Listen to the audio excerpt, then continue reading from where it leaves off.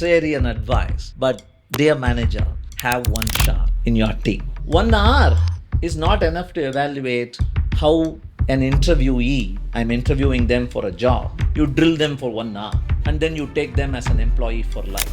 Okay, I think we go back to the why, how, what. Okay. I think the manager is obsessed with what, and that's why, okay, I will do it, not. But then they go back, everything slips. The environment will be very important. You also build Zoho Schools where you are actually changing the environment. Why is it very important? The environment is both physical and digital and emotional. Nobody wakes up on a Monday morning, comes to work thinking, I will underperform today. So managers should realize management is a different ballgame. What got you here is not going to get you there.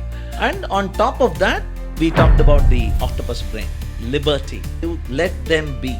Managers should first understand their job is not to continue doing what they used to do to become manager. Steve Jobs puts it very bluntly. The job of a manager is to attract great talent. In fact, he even says, attract talent that is better than you. It's better than you. Okay. Most managers are afraid to do that. These are the hallmarks of what I call zero maintenance. Yeah. I want to flip the question. How can a manager make this easy for their engineers? Is there a way they can make it easy for their engineers?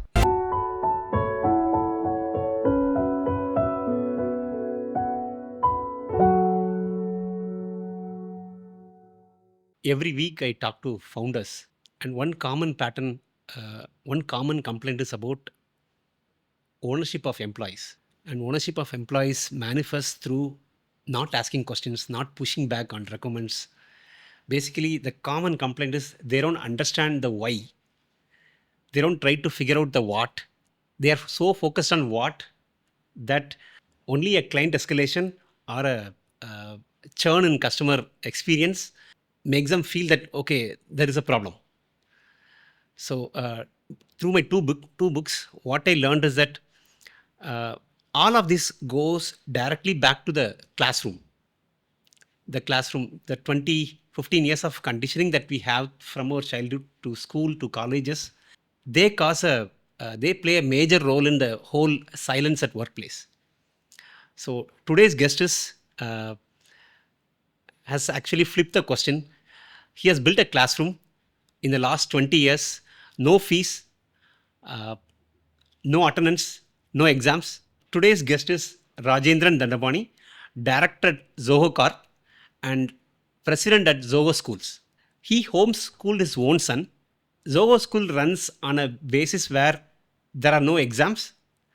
The learning happens through osmosis. He calls it as osmotic learning. And there are 2,000 graduates out of Zoho Schools. More than 1,800 stay still at Zoho. That is a massive number.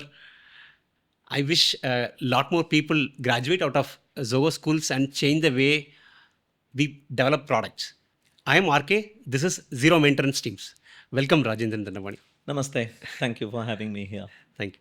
I think in several discussions you have mentioned that you ask startup founders to hire people who scratch their own itch. Okay. And you have been building Zoho Schools for 20 years. You are one of the earliest employees of Zoho. I think the founding engineer at Employee Zoho. number 7. Employee Yes. number 7. Is there something related to you and education that you keep itching that? Scratching your own itch is a very positive, nice, motivating message that we can give anybody. Do not look for solving problems that others are suffering from, because you really can't get into their shoes. You really can't empathize enough. See, there is this Startup Singham program. You must have heard of it. Yes. It's in its second season now. And one of those presenters, the pitches, was about something for pregnant women.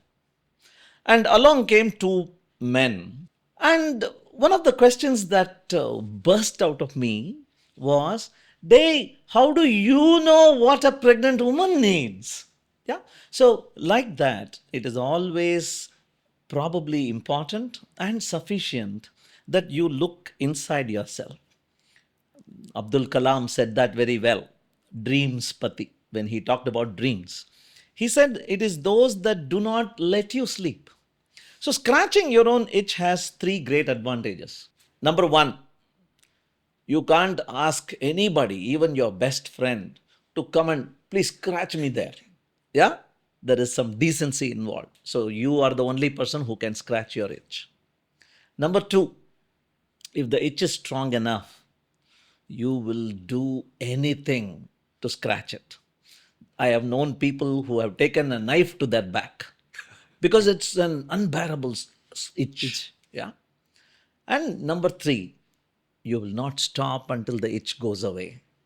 You don't do it for salary. You don't do it to complete an assignment. You don't do it because you have to go home at the end of the day. You will just keep scratching. And so, scratching your own itch is a very nice, motivating sentence. But I'm sure you're going to have this conversation run along and you're going to quote me from a lot of earlier podcasts and videos. So let me put a disclaimer right here. My founder, Sridhar Vembu, often says for every deep philosophy, every focused principle that we have in our company, there is another company out there with the exactly opposite philosophy, which is doing probably equally well. It is about the execution. 1% probably inspiration, 99% perspiration, sweating it out, turning up for work every day with the same passion and motivation. You talked about ownership, feeling like this is your company. It is not some founder's company. You are the founder of your team. You are the founder of that little module you're designing. You are the founder of that campaign you're running, that two-liner punchline you came up with to promote your product. That founder ownership comes down to that. How did you figure out when you started Zoho Schools, when you picked up that first six members, did you have any doubts about whether this will work out? I think you would have had doubts. What kind of doubts, and then how it evolved? Yeah, curious. You talk as if I don't have doubts today. Okay. It's 21 years old. The system is 21 years old. We still have those doubts. On the other hand, what makes us continue doing this at Zoho Schools is the confidence we have in our ability to keep correcting course. Every 6 months, we revise the syllabus. Okay. Every 12 months, our faculty become learners. Here is a new technology that none of us have heard of. Here is a new way of doing things. Here is a new design paradigm. Let's all get into learning mode, where the learners can. That is the confidence that allows us to continue Zoho Schools even after we have those doubts. But yes, when we started way back in 2005, such a system didn't exist. We call it a meaningful alternative to conventional college education. The only way for a student in class 12 or a diploma to go to the next step in their natural academic progression was pay fees, join a 4 year college degree. And most of these colleges were, you can call them degree factories. They were just churning out, taking money as input and giving graduate degrees as output.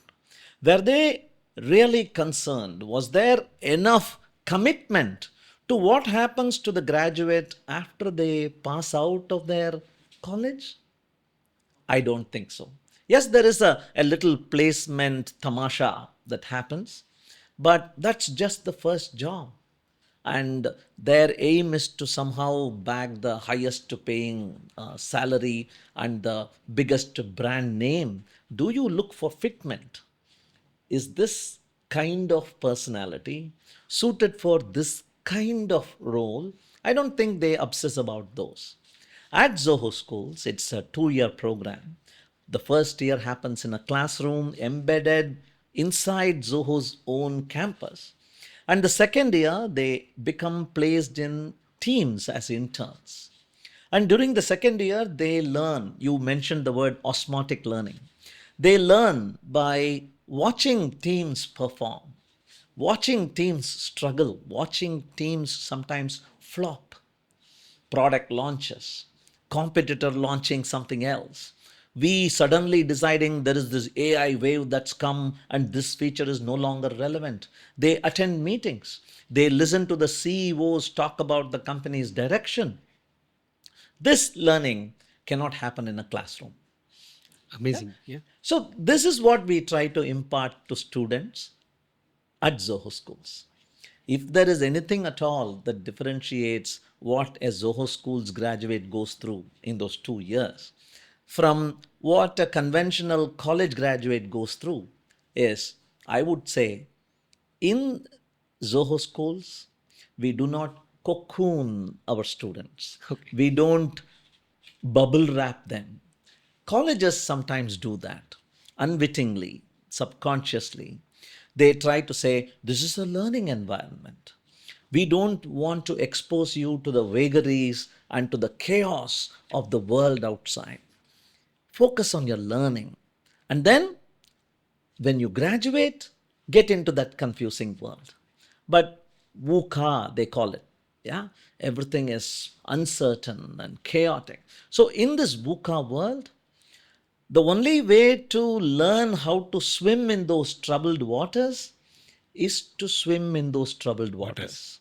You cannot read How to Swim in 21 Days book by Sams and try to become a swimmer. Yeah. So that's the single most important philosophy that has guided us in these past 21 years. My own son went through Zoho Schools, by the way. Yeah. So he was homeschooled. Okay. And then around the age of 17, 18, he applied, got through, finished the Zoho Schools curriculum, entered one team, switched to another team, because he is still looking, like everyone else, what that perfect combination of passion and purpose is. And now he has settled into a team that does software for farm management and harvest management, bringing in technologies like IoT and helping both software and hardware, helping farmers in India. And you said your son actually liked farming in some video, actually. How was it for you when he mentioned that he wants to get into farming? Yeah, it was, see, we often imagine what our parents, our Zoho Schools students' parents feel when we tell them, hey, we don't mark attendance. Hey, we won't look at exams. And by the way, we do not assure you of a job in Zoho Corp. You have to earn it. And also, we won't be giving you degrees here. So it is a big leap of faith. And for every parent, including the parent we met as recently as 2026 in February, it is a slap on the face. It is like a sudden a splash of cold water on the face, a wake up call. I thought this was a natural, nice little progression from middle school to high school to secondary to college. But this is suddenly a wake up call. That's exactly how I felt, even though I knew about Zoho Schools. It was like, yeah, a recursive impact on me. I thought I had figured it all out. And when my son came to me after finishing Zoho Schools and then suddenly saying, I want to switch from the software security team he was in to something completely diagonally opposite. He wanted to work with farmers and build software, mobile software for them. It came as a, they call it a googly, unpredicted, unexpected. But I think all of us should expect this a lot more than a lot less. Because the world we are entering, it is not only picked up in speed, it has also picked up in unpredictability. Things keep changing direction. Yeah. So the most important skill you need to have is not strength, but adaptability. Every morning I wake up, I look at my to dos, I look at what the world is talking about today. Can I make minor course corrections at that day? I think Atomic Habits, Yes. James Clear, talks about it very beautifully when he talks about how an airplane, when it takes off, I think from San Francisco to New York, 2 centimeters to the right, if the plane has veered when taking off, and no course correction happens, it will land somewhere in Alaska instead of in Washington. He talks about that. So, this constant course correction every day, how are things? What is the temperature? What's the world talking about? And in Tamil, they call it Varu Mun Kapo. Yeah? That little proactive thinking, like a chess player, thinking 2 steps ahead, is what is important. Impressive. You mentioned about course correction, right? Now, Zoho is such a huge company. Zoho Schools itself, I don't know how many people are, There studying are there, about 2,500 alumni. alumni. Every year, we absorb about 150 to 200 students in 4 locations: Chennai, Tenkasi, Tharuvai, and Kumbakonam. There are 4 schools. One is called the School for Advanced Study, and then there is a tech school, a business school, and a design school. About 65 faculty members. Uh, how do you course correct at scale? When it was very small, it would have been very easy for you to talk to them and then get the feedback. Now, as the number of staff, everyone increases, how do you still get the pulse from the periphery? Yeah. So look at McDonald's. Okay. We know where it started.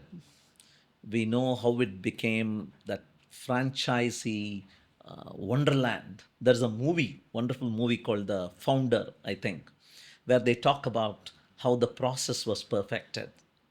And there is a McDonald's round this corner. Do you think the original headquarters of McDonald's really knows what's happening here?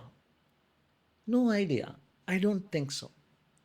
On the other hand, do you think the quality of service and the thickness of the cheese and the softness of the bread is quite the same whether you get one round the corner or get another in Thailand?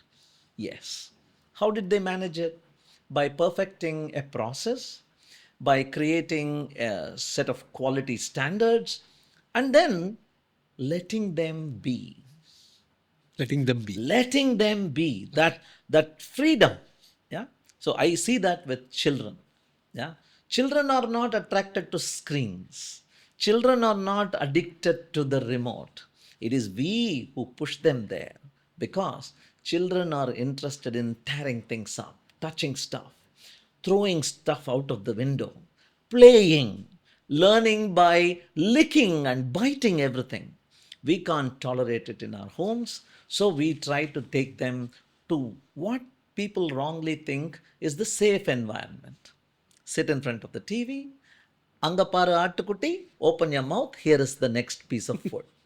And we overstuff them. Obesity is another problem. Obesity of the mind and obesity of the body. Yeah. So I think the only way we can do that at scale is to not bother about it at the top. It shouldn't be a top down, I will do all the thinking, you do the proper implementing. Instead, set up a framework and let them be. Let them come up with their own variations. I read something very interesting about the octopus. It seems some people, I saw that in Reddit, some people even think the octopus is not actually terrestrial. It is not an earthbound living thing. It must have come from somewhere in outer space, they are saying. Okay. Because its biology, its physiology, its anatomy is unlike any other living thing. And one very interesting tidbit I learned that day was the octopus has 9 brains. One brain that controls the tentacles. Hey, you go that side. Hey, you come this side, and so on. And there is a second brain that is at the tip of the tentacle that only knows how to move the little tendrils and little connections locally for that tentacle. So, nine brains, the big brain only thinks about where to move the large arm, but the little brain for that tentacle decides what's best for that particular arm. If we can internalize this concept in companies, work from home, work from remote, distributed team structures will be much easier. Yeah, impressive. And how come you are still in touch with Reddit? And I believe people at your experience, Okay. they might not care to read from Reddit. Okay, so I got this habit. I don't know if it's a good habit or a bad habit. I got this habit from my dad. Okay. And one classic memory I have about him, he used to call himself a voracious reader. And he added another term. He said, I think I'm an omnivorous reader. Yeah? Okay. Give me anything, I will read. I have seen him miss hospital appointments in the waiting room because he had started reading something interesting in that boring magazine that sits there in most waiting rooms. He had started reading interesting. His name was called. He let the other person go because this was so interesting. I'll go next. Yeah. So I remember once when we were in the beach and beach Sundal. This man finished his Sundal, unwrapped the new old Tamil newspaper of that Sundal that came packed in there, and he started reading that. Okay. So, in today's, they call today the post-truth era. In this post-truth era, I don't think you can restrict yourself to, I will read only the Hindu newspaper.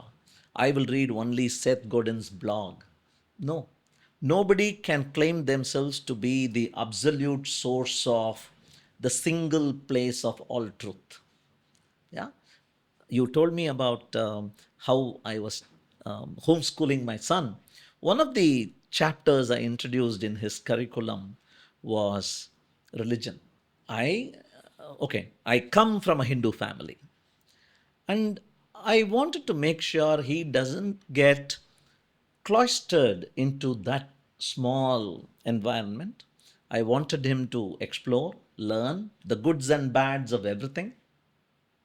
So, for a period of about 6 months, I used to read out to him, stop, ask questions, interact, wait for him to ask questions, and so on. So, we read, peace be upon him, the Quran, a book about Muhammad the Prophet. We read another book. I don't know if I can say this, the name of the book itself, uh, Good Man Jesus and the Scoundrel Christ. Okay. A book like that. So it gave a very different perspective to the person we have deified.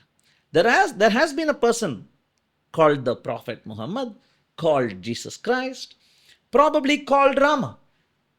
And along the way, thousands of years, a lot of nice layers have been added on top. And now that person is infallible. He is believed to be the giver of all knowledge and destroyer of bad people, and so on. So we peeled off all these layers and went down to the man.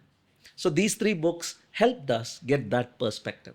So you are always trying to be accessible from the ground. Correct. Trying to. And today, with AI and so many other online tools available, in fact, I run a digital library for my friends and my colleagues. And we have a setup where if they like something that they are reading and they highlight it, I get to see because I am their friend. Okay. So it's like 750 people reading along with me, each their own book. They highlight Padittadil Pidittadu. Sujata used to have this. So this is a little excerpt that they loved, and that bubbled up to my consciousness. I am eternally thankful for those readers. When did you start this? This has been going on about 7, 8 years now. 7, 8 years. Yeah. Okay. I'm little away from script. I'll come back here. uh, you, you talk about curiosity at multiple places. And in fact, Zoho School has this thing called curious non-conformist. Um, how did this whole curiosity thing, you became very curious? At what age? Is there some specific incident that made you uh, so curious? Actually, everybody is born curious. Okay. In fact, I remember reading somewhere that the baby in the mother's womb comes out because of curiosity. There is a tunnel, there is light at the end of the tunnel. I want to know what's there, and it makes the first move. That's how it starts. And babies that don't make that first move, doctors are panicky, they cut things open, there is a section happening, and so on. But that curiosity is innate, inborn. We like fiddling and meddling and breaking stuff up and so on. I think it was Mark Twain who said, I won't let schooling interfere with the education of my child. Many of us do that. And along the way, curiosity dies. Because what is curiosity? Curiosity is asking why, what, who, when, how, where. And a teacher is not going to like that when they are going through their flow. 70 students in the classroom, each at a different level of engagement, some knowing the answer already, some struggling to understand what the teacher is saying, some waiting for the bell to ring. The teacher requires conformity. And that is why curiosity dies in the classroom. Mhm. The second reason why the teacher is not comfortable with these questions is the teacher doesn't know answers to the questions from the child. You remember that famous scene from Thiruvilayadal. கேள்விகளை நீ கேட்கிறாயா நான் கேட்கட்டுமா? Asking questions is very easy. Answering them, very hard. So, my request to teachers, if I can make one, my request to teachers is flip the script, become a student yourself. So, if a teacher is asked something, I heard the earth is flat. My granduncle said the earth is flat and there is one big conspiracy happening, giving us photographs of the globe and all that. What does the teacher do? Teacher doesn't say, no, no, you shouldn't ask such questions. Teacher doesn't say, no, no, you are wrong. Instead, what if the teacher became, great, that's a good question to analyze. How do we go about finding the answer? How do we find out whether something is flat or spherical? Can we take a viewpoint? Sorry, we are stuck on Earth. How will it be for an ant that is sitting on a tennis ball? How can these are the things you inspire curiosity with. What will the ant on the tennis ball do if it was a scientific ant like you, my dear friend? What will the ant do to find out whether it is on a flat surface or a spherical surface? So, if the teacher can tolerate the first WH question and play along as a learner, I think this death of curiosity won't happen. Yeah? Yeah. Okay, one more reason why curiosity dies. The little curiosity that survives schooling dies at the workplace. Because there are many, you got a wonderful book here, Zero Maintenance Teams, you call it. Uh, Unfortunately, there are managers even today in this world, bad managers, stuck in bad companies, I would say, who think command and control. Why should I do something? Because I say so. That is probably the worst answer for a manager to give.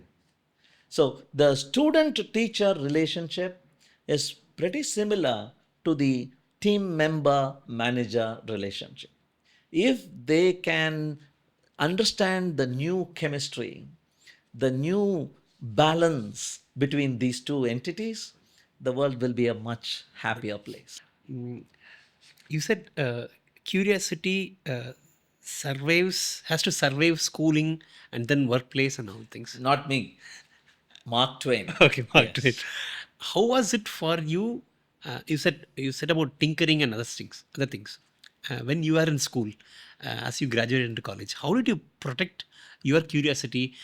Did your dad play a huge role in protecting your curiosity? I am a nobody. This is not about me. This is about the system that Zoho Corp has created, and I am lucky to be part of. Yeah. So let's understand that first. And me, my dad, protecting my curiosity and all that. Um, let's not make our viewers think that, oh my God, I am 25 now.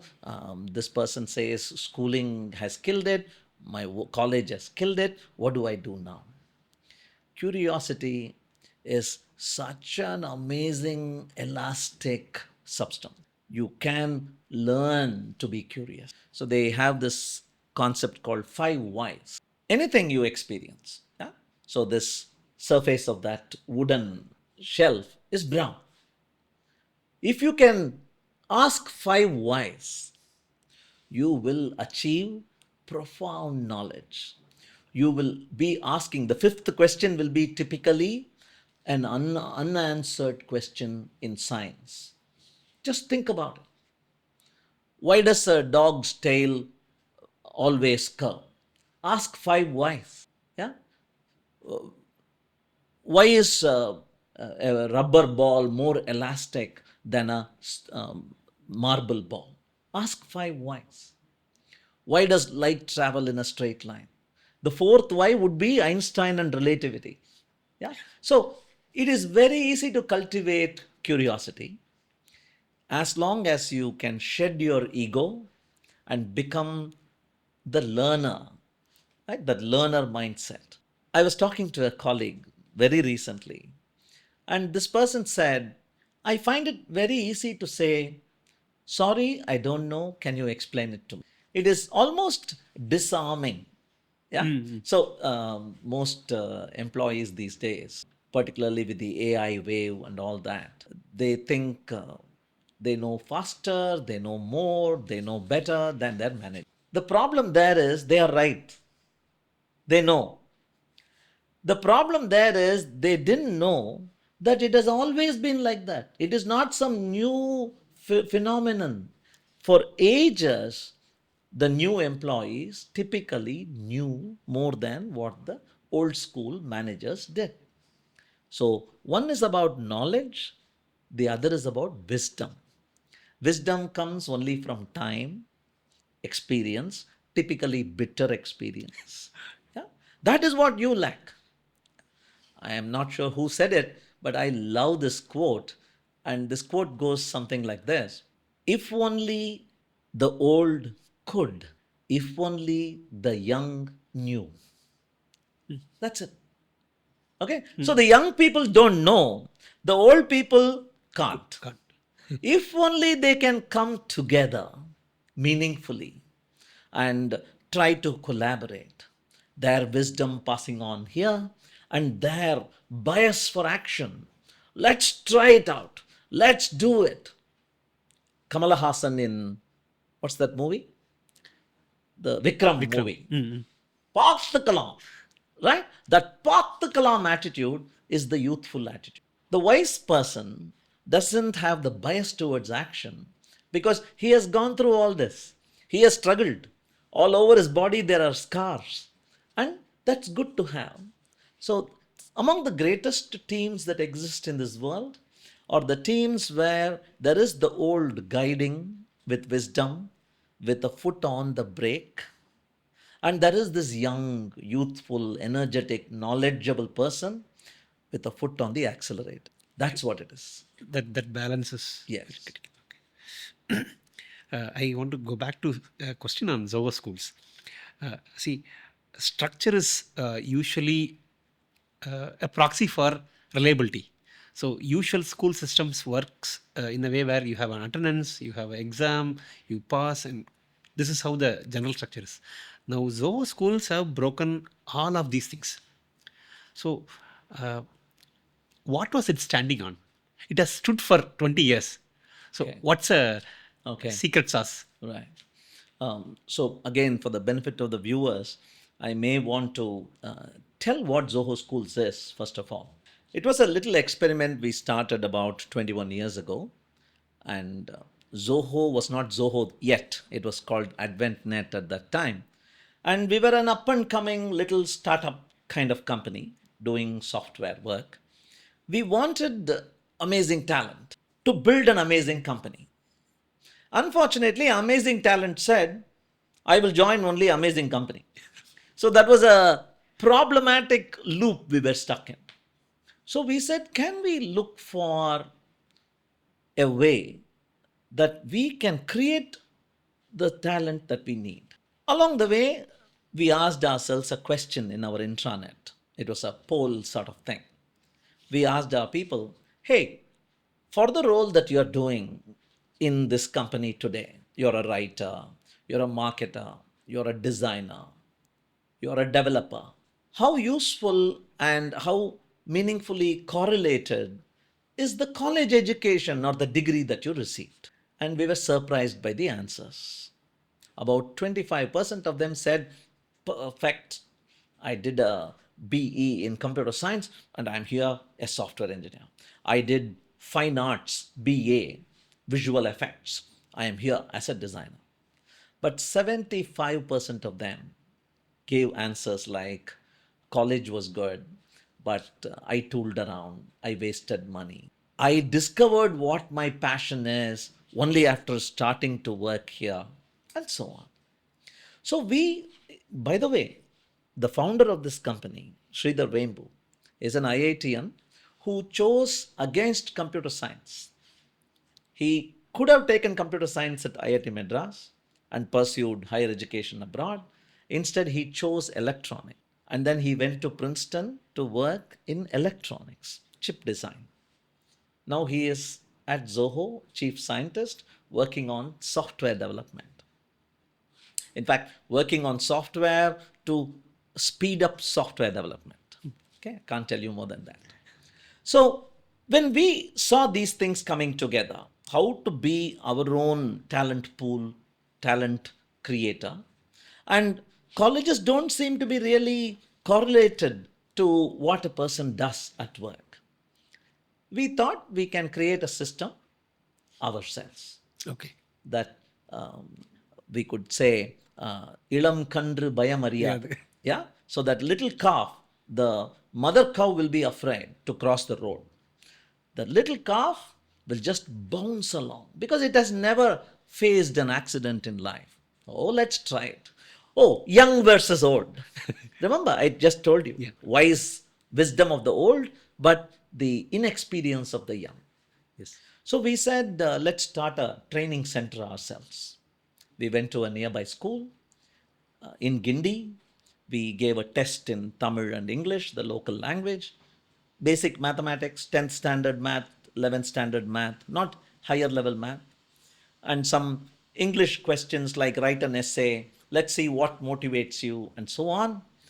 More important than the entrance test was the interview we conducted, because we were keen to find out if this person was ready to commit to an experiment, ready for reposing faith on something that we are still experimenting. 6 students joined us. We looked for faculty to teach them from within the company. We didn't want to go recruit college professors because we felt adu ettu churaikai. They were more steeped in the theoretical fundamentals. They didn't know the ups and downs, the ins and outs of software development and successful product management. They were all PhDs in computer science. So we looked for faculty inside the company. Amazing people turned up, people wanting to give back to the system that they benefited so much from.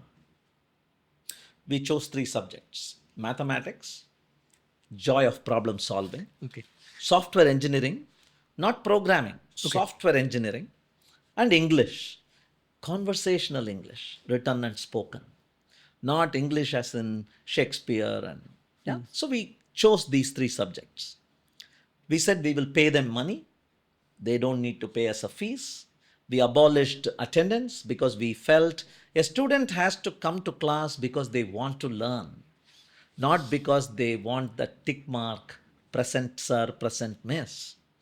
And we abolished exams because we felt exams are a proxy for the teacher to escape from daily evaluation. Okay. Yeah, I will not care what you're doing. 60 days later, I'll conduct an exam. You pass that. It's easier for me. But that is not real life. In real life, we are examined every day without being told we are examined. In real life, we are given the open book.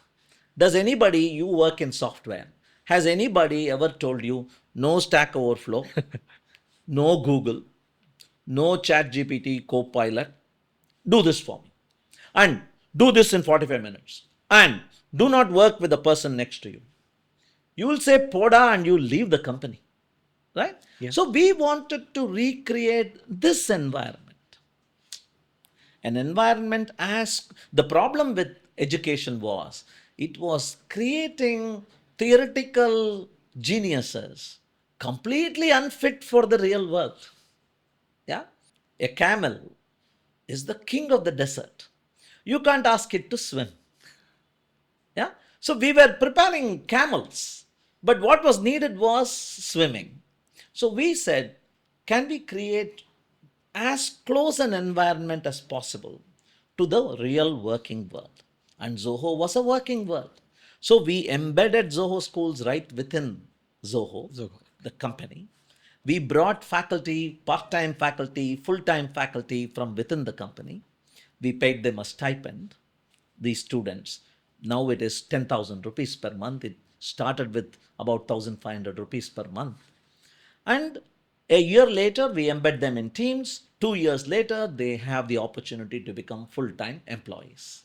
And that's how it started.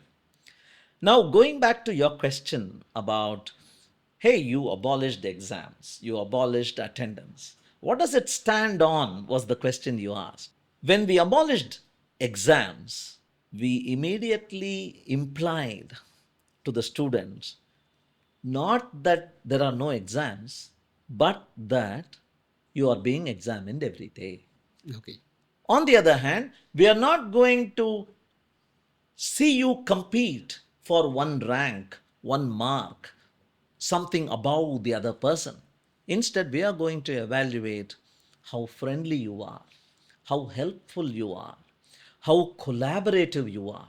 Because when you enter the team, for God's sake, please don't compete with your teammate, because that is destruction and doom for the company. Yeah? Collaborate, come together. You remember that Urri Adithal in Yeah. Dahi Handi. So there is this huge pyramid of people. There are 60 people in the lowest ring. 60, 50, 10, 5, 2, 1. And this one guy gets all the credit, so-called credit. But what will this guy be thinking?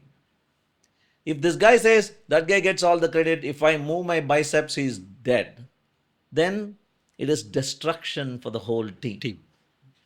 On the other hand, if he realizes, it is because of me and people like me that that person is able to reach that Dahi Handi. And when he comes down, we will all be able to share. Each of us, I am here because I am not lightweight. If this heavy built up person goes there, this whole structure will fall. It's like a cricket team. Bowlers, keepers, batsmen, fielders, each bringing their own perfect flavor. That's what makes the team. So these are philosophies we try to ingrain into our students. We abolished exams, but we told them, dear friend, you are being evaluated daily. That's important. Okay. We abolished competition and we said, we will evaluate you for how friendly you are. It is not about how high you reach. It is about how high you take as many people as you can with you to the summit. These are the qualities we try to bring into our system. Okay. So, 21 years, if it has survived and it has thrived, it is because we allow people to be who they want to be naturally. Competition comes from the jungle. Okay. Yeah? There is only one deer, two lions going for it. But the civilization that happened afterwards, what did civilization say? Civilization said, you can make nice, sharp, metallic arrows. No problem. You don't need to go hunting. You just make arrows for me. You can run very fast. Oh, great. So you go hunting. You can cook very well. Great. You don't need to do metallic arrows. You don't need to go hunting. You cook for all of us. That was the birth of civilization. Do schools do that? Schools even today say, I don't care who you are, all of you take math exam. We tried to abolish that. We try to give each student the flexibility and freedom to choose their path. One more little thing that we realized is actually a big thing is in schools, you have to learn integral calculus in class 12. You have to finish permutation combinations in class 11. You have to better be an algebraic genius by class 8. You have to, otherwise, you're failed. Our brains, human beings, are not manufactured from a factory where all of us are robotic clones of each other. Some of us learn faster, some of us learn slower, some of us learn at the surface, some learn fundamental, deep, analytically. Some learn some subjects better, some subjects poorer. So we said, take your time. We will move you to the next phase of learning after you have finished this phase. So it is not a 2-year program, it is a 2 to 3-year program. So there are many students who have shocked us because of their speed of learning. They took 3 years, what the normal student took 2 years for. But the same students have surprised us with their depth of learning because they soaked in the learning pot for an extra year. They learn the fundamentals much better. And it is not syntactical learning, it is not memorized learning, it is conceptual learning. So we need both kinds of people. It helps. Okay. Now, because you mentioned about the syntactic thing, you have talked, even before AI came, you talked about code monkeys. Uh, yeah. Code monkeys and script junkies, I call them. Yeah. Yeah. Now, especially AI has come. What do you think? Let's say an engineer is watching this, a fresher is watching this. What should they do to successfully navigate this transition? Code monkeys and script junkies is a little nickname I kept for people who, this beehive, the bees really don't know what they're doing. They are programmed internally to go to flowers and get. That is what I have always been doing. That is why I will continue to do the same thing. The ant hill or the beehive phenomenon. There is one central hive brain that guides everything they say. That lack of big picture, if you don't know why you are building something, if you don't understand who you are really building it for, you are a code monkey or a script junkie. By the way, I have been one. I know what it is like. You have been one. I've been. Yes. So the reason why you talked about AI and so on, at one fundamental level, I think AI is an abstraction layer. They say today English is the most popular programming language. Once upon a time, you had to go very close to the metal. You had to move registers. You had to issue assembly language. You had to work in binary. But then, layer after layer, it moved us closer to the problem in the real world and farther away from the mechanics and electronics of the computer world. That is what it has always been. Object oriented programming came along. It gave us an even closer look at the real world. Animal object. Derived from animal is that class. We have dog. Dog has properties and so on. If A programmer, a code monkey, refuses to realize that there is a better programmer that has come along, the AI, and continues to compete with an AI or refuses to collaborate with an AI, they are done for because that's the trend in the world. Probably some companies are doing it faster, some are doing it slower, but programmers who claim they can code very fast without bugs, they are a vanishing entity. What we need instead are problem solvers. What we need are empathizers. Yeah. So when you go to a place, you look around and you see a problem that can be applied to software development and a solution can be brought. That an AI can't do. Yeah. So if you can promote yourself to an observer, to an empathizer, and a problem enjoyer, I'm not talking about problem creator or a problem solver. You should enjoy the presence of a problem. You should be happy to hold it up there. Even if it has no solution, just turn it around and look at it and evaluate it. That quality programmers used to have, but it was part of 100 things they did. Today, that is the only thing you need to really do. There are tools today for everything else. Everything else. That is how I see it. Okay, brilliant. It's a natural evolution. It's a natural evolution. It's the same thing about, I used to pride myself of my, I don't need a spell check ability. Okay? I write something, write every time, write first time. Today, everybody has the skill. Because before they hit enter, there is red underlining. In fact, there is auto correction. Wait, there is auto creation. In WhatsApp and in other messaging services, if I receive a message saying, when will you be here? Android and iOS is already suggesting now, I will be there in its X. So that ability that I used to pride myself, I'll be a fool if I continue to say my spelling is perfect. I need to move towards better grammar, better style. AI now has grammar. AI now can do writing in your style. Write this article in Abraham Lincoln style, it creates one. So, what do you do? Where do you go in this mad, confusing world where this beast that we have created, Frankenstein's monster, is threatening to become better than me? I think we need to celebrate the imperfections of who we are. For a very long time, we have been aspiring for perfection.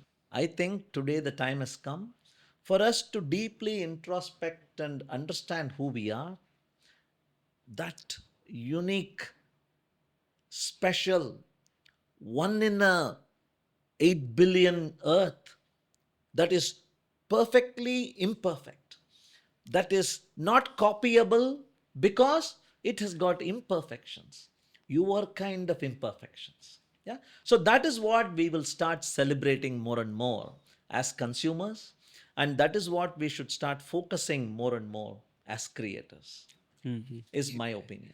Impressive. Understanding the paradox of like imperfection.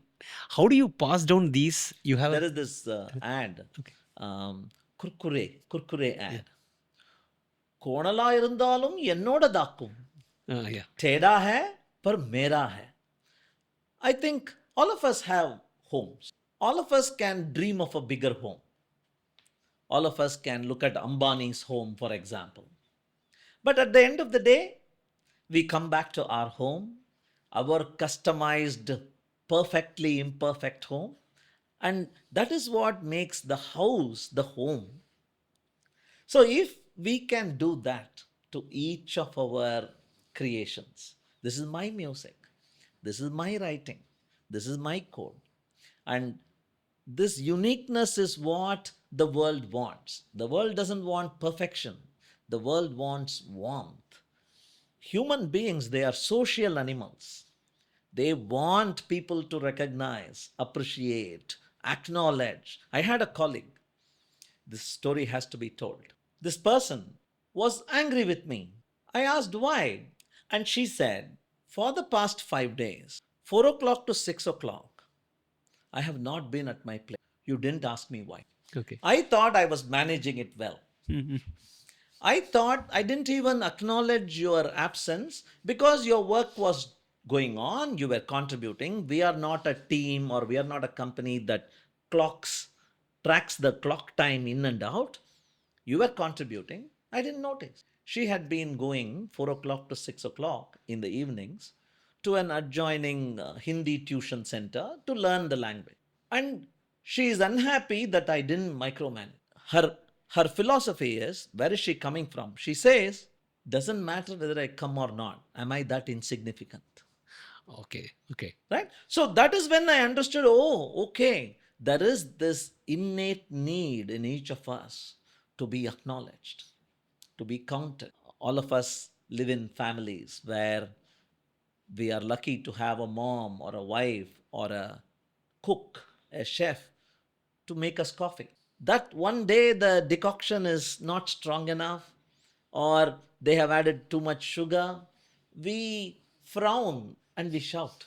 My mom asked me once, I have been making coffee every day of my life and I have been serving your dad and I am now serving you. How many days have I made the perfect coffee? Have you acknowledged those?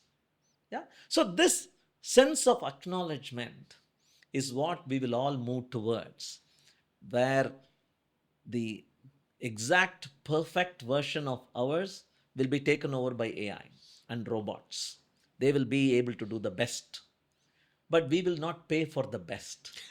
We will only pay our attention and our money to uniquely human things.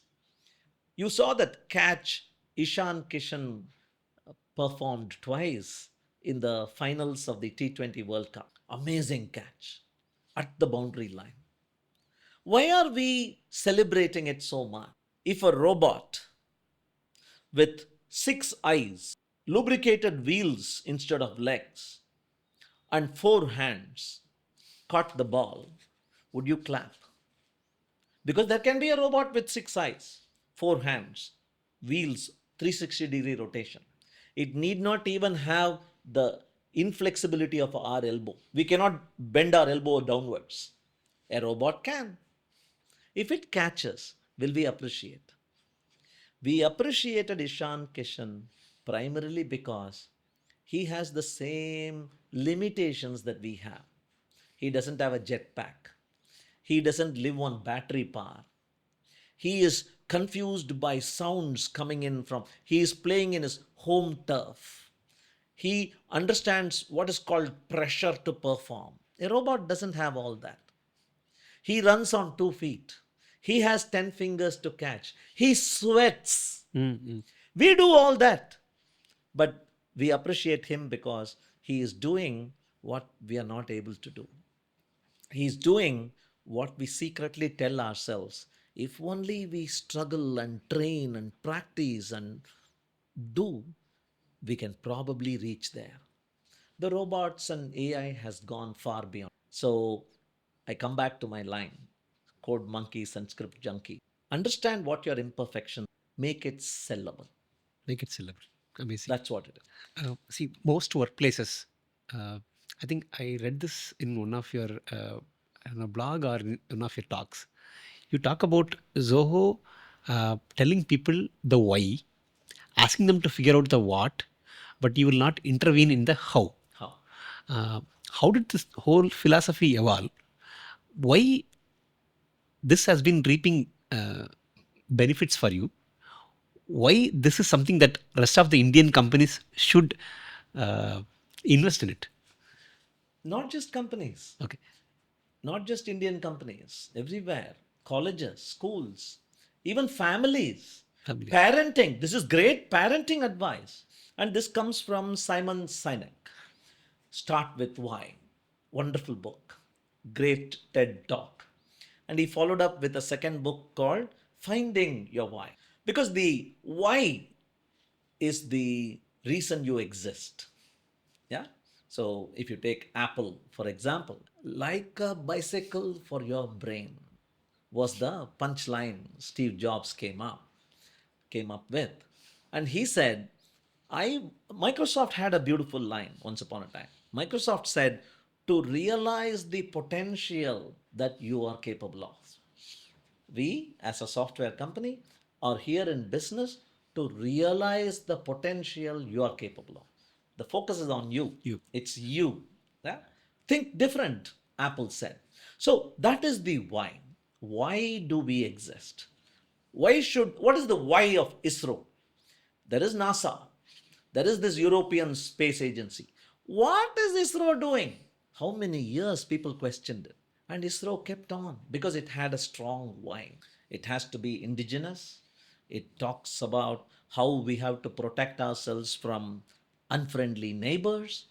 How anytime suddenly one Trump could come along and say, we won't sell you these munitions or we won't give you this technology. It happened.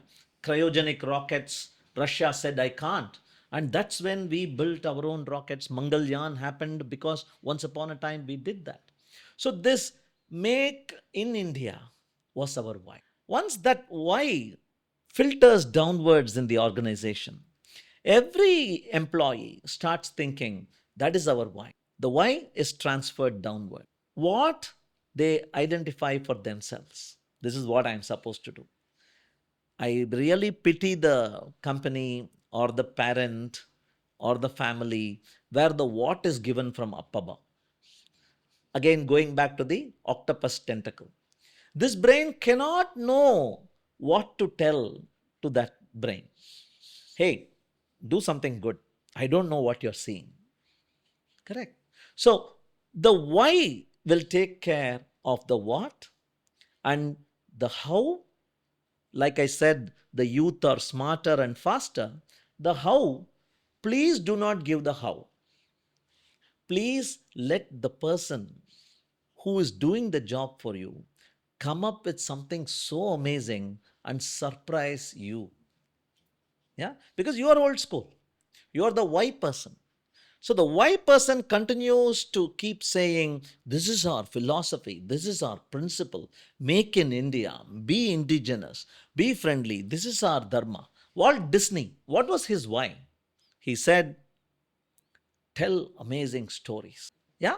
If he had said, this is how you do it, Walt Disney won't be having a Disneyland.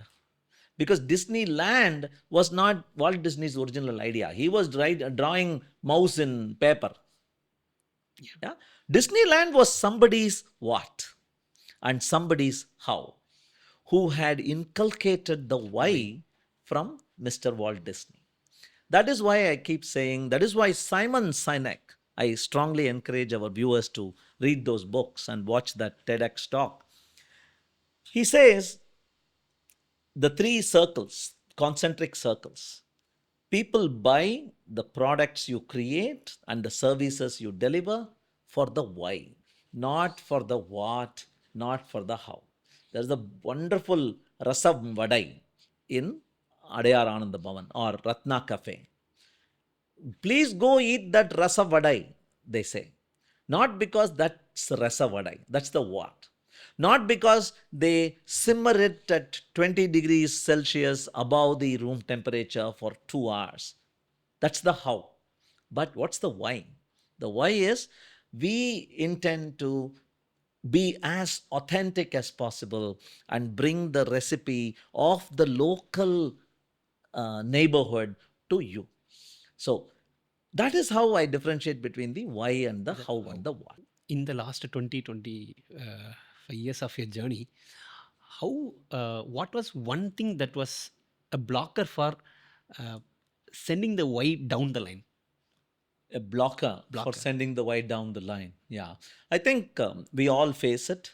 That why percolating down the line does not happen as smoothly as we want it when there is lack of trust.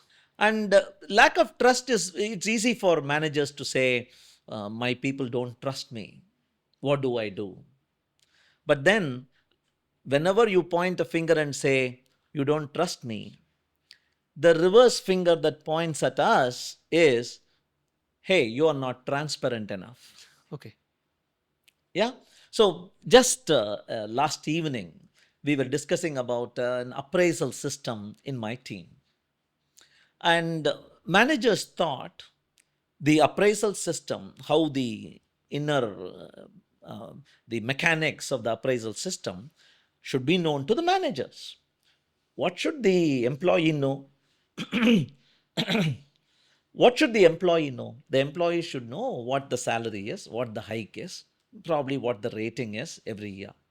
Why do you want to bother about how the mechanics of it works and so on? Was one manager's thought. I gave the example of going to a five-star hotel, and the five-star hotel is well equipped. There is a restaurant, and as you enter the restaurant, is a beautiful fragrance comes from a little puffer up top. There's a bouquet of flowers greeting you. There's a table, a nice sheet laid on the table with a card that says reserved. Even before you order, they bring you something to eat and drink, an appetizer. And then the menu is beautifully printed in multiple colors with mouth watering photographs, 3D. And then a well dressed person comes along, bows, and says, what would you like to eat today? And then you make your order and you wait a while, and then steaming hot, a nice bowl is brought, and the bowl is opened and it's decorated. It looks like a smiley to me. There's a bun, there's a little sword that's sticking into it, and it looks like it is smiling to me. There's a handwritten chocolate sauce writing from the chef directly. Everything is going to go in, but this person has taken the effort. This is the packaging. So I told them this experience is the employee experience. But whatever 5-star, 7-star hotel it is, please don't make the mistake of going to the kitchen. Because when you go to the kitchen, that is where you see all the mess, the dirtiness, the chaos, the spills, and all that.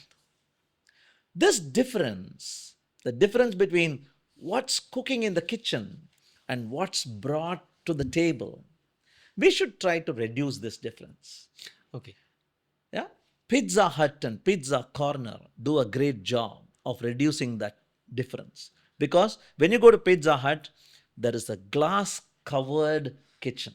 Okay. You can actually see the person slicing and rolling and kneading, and wow, that's a great thing. You actually see how that's made. It is hygienic. Because it is transparent, automatically this man won't do this. Yeah? So, this kind of transparency will automatically bring trust. And with trust, the why will flow smoothly. Smoothly. Okay. Okay. Correct? So, I think managers, I'm a manager myself, so I'll include myself when saying this. I think managers are not happy about being vulnerable. Okay. Being truthful, I think Gandhi said it, Mahatma Gandhiji. He said being truthful is actually exposing your vulnerability. Okay? Because most of the lies we tell are the lies we tell to protect our image, who we are. You know only little about me. And if I tell you the truth, you may not like me as much. Yeah. On the other hand, can managers, can all of us expose ourselves, be as vulnerable? Because what you want is not a blind follower. What you want is an eyes open follower. I know you. I know your vulnerabilities. I know your imperfections.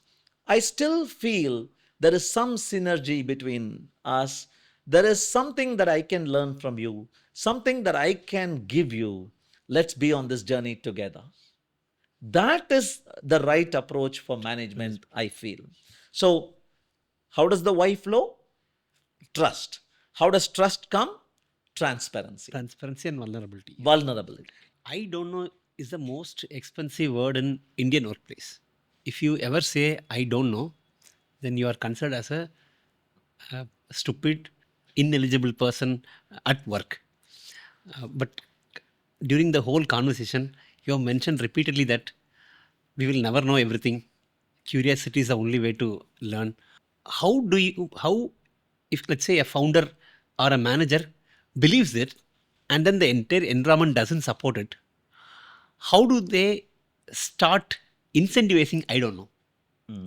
Actually, from what you told me about your background, you have a wider understanding of the software company um, playground or the IT field than I do, because my experience and exposure is just a friend's network, perhaps, but at Zoho for 29 years. I'm shocked when you say, I don't know, is seen as a costly sentence. Because in our company, in our team, at Zoho Schools, we encourage our people to say, I don't know. Okay. Teach us, let us share, and so on. Actually, we don't say I don't know is a good sentence. There is a wonderful movie called The Matrix. It's a science fiction movie trilogy, and there's a fourth movie that came along, Keanu Reeves. So in that movie, there is one special scene I keep going back to. There is this helicopter that doesn't have a pilot now, and this hero and the heroine are running away from police chasing them. And the hero sees the helicopter and asks the heroine, "Can you fly that?" And she doesn't say, "I don't know."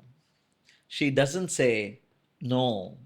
She instead says, "Not yet." Not yet. So that is the growth mindset.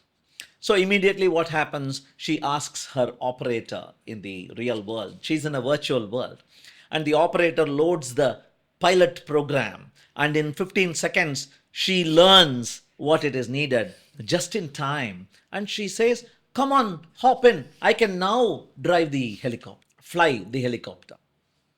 This mindset, when somebody asks you, "Do you know?" the answer should never be, "I don't know." The answer should be, "Not yet." Not yet. I haven't found the opportunity to learn it. I haven't found the need to learn it. I didn't even know I needed to know this. I have the capability and the confidence in my ability to become a learner again. Give me some time. Next time we meet, I will know. This mindset is what we try to foster in our student. Anybody who doesn't say, "I don't know," doesn't know how much there is to know. Okay. That's all. Because this world of knowledge, you spend 10 minutes on the internet, you will realize how insignificantly illiterate you are. Yeah? Correct? Yeah. Yeah. Not scrolling on Instagram. I mean the real internet, the learning internet. So it is a good thing to say, "I don't know." Kattradu kaiman alavu. Yeah. Yeah. The goddess of learning, Saraswati, is supposed to have said it. Yeah. So, in in a founder's perspective, if they are surrounded by people who are afraid to say, "I don't know," I think the best step forward is for the founder. We talked about transparency and vulnerability. For the founder to go around saying, "I don't know. Okay. Teach me this. Okay. I don't know. What do you think? I don't know. Can you show me the way?" It is okay. Yeah. So many captains in cricket, many founders in startup environments, they wrongly assume that everybody looks up to them for direction. "Oh, my boss, tell me what to do."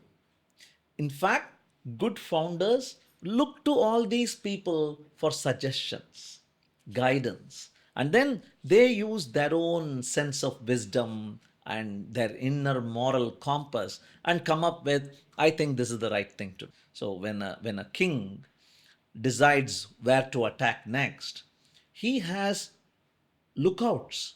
There is one guy up there in that hill. There is another embedded in the enemy territory itself, sending messages. He collects information from all these people and only then makes decisions. So, I don't know is a great phrase to say.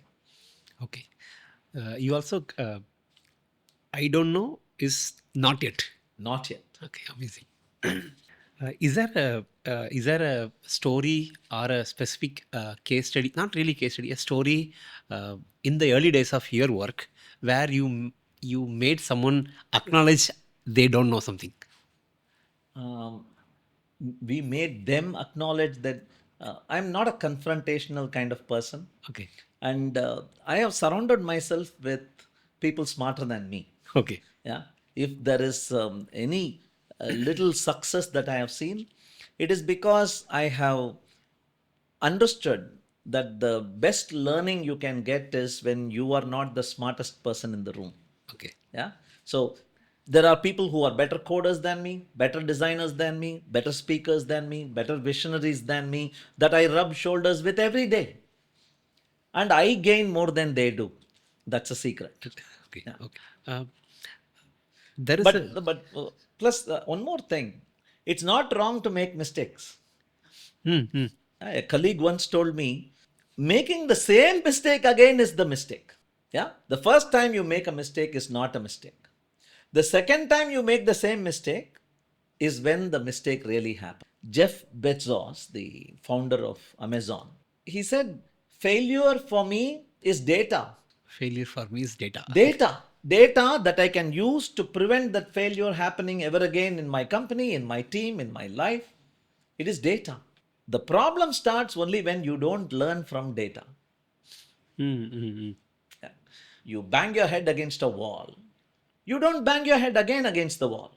You move a little to the left, little to the right, and that's when the window comes or the door comes. Yeah. So, foolishly repeating the same thing over and over again and expecting a different result, that is the mistake. Okay. Failure is data. Data, yes. You also make this statement about false start. Uh-huh. Managers and companies should give the space, the liberty to make false start. Whatever you are saying, Yes. making mistakes and then not repeating them. Uh, very small companies, startups cannot afford failure, but failure is through which they identify things. Correct. What is the balance? The balance, if at all there is a bias towards trying things out. But when trying things out, keep contained environments. Okay.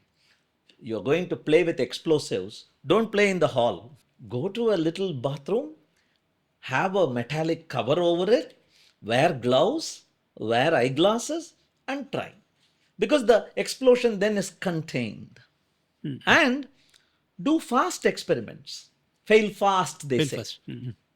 Don't say, I am trying out an experiment. 15 years later, you will see the result. Okay. 15 days is more like it. Keep iterating. Okay. And don't take, I will need 40 members team for it. I will need $1 million budget for it. No. Most experiments are done fast with very few people in a short time of in a short budget. Budget. Small budget. So if you can bring these three concepts together, there is no concept called a false start. Start. Okay. I was reading a book yesterday. The book is a dangerous name, by the way. Okay. The book is titled, If Anyone Builds It, Everyone Dies. Okay. It's about AI, Hey, okay. Everyone. published in 2025. Okay. If anyone builds it, everyone dies. I'm yet to finish it, but I'm already afraid after finishing the first chapter. They're talking about super intelligence. And in this book, 3 months before Orville and Wilbur Wright do that first flight in Kitty Hawk, 3 months before, it seems the Wright brothers commented to the public, I don't see how man can fly a heavier than air machine for the next 1,000 years. Oh, okay. I was shocked. Orville and Wilbur Wright, 3 months before they flew, for the first time, wouldn't they say, we are close to it, we are getting there? So there are no false starts. You keep trying. I was watching a podcast featuring Dario Amodai, and he tells me he is a PhD in biology. The genius behind Claude. Claude is a biologist. And why did he come into Claude and AI? He said, my obsession was protein, protein folding and structures in cells. And I realized high computing is needed. AI is needed to shorten the time span I need to do my research. That is why I came into. Would you call a PhD in biology a false start? General notion, yes. Yes. So there are no false starts.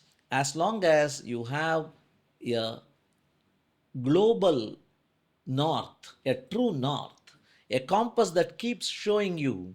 See, the roads can twist and turn in the jungle, in the river. But whenever you look up, there is that star, that pole star, that keeps showing you, hey, you need to turn left now. Hey, you're going too far right, turn around. That kind of feedback. As long as that is there, 1,000 experiments, none of them is a false start. These 5 fingers that we got, they say this opposing thumb, which is different from our feet, our toes are structured differently. A monkey, its leg looks like this. Yeah? A sloth, its hand looks like the leg. We are smarter than the sloth and better than the monkey because our hand looks like this. There is an opposing thumb. We can hold on to stuff and our feet can run. So, would you call the monkey a false start? Would you call the sloth bear a false start? Every one of those was needed to become who we are today. Amazing. There are no false starts, except evolution learned. It had a beautiful system of correction. If you have a 5 finger hand that each finger looks like the other, you won't be able to grip things. You won't be able to climb a tree running away from an elephant.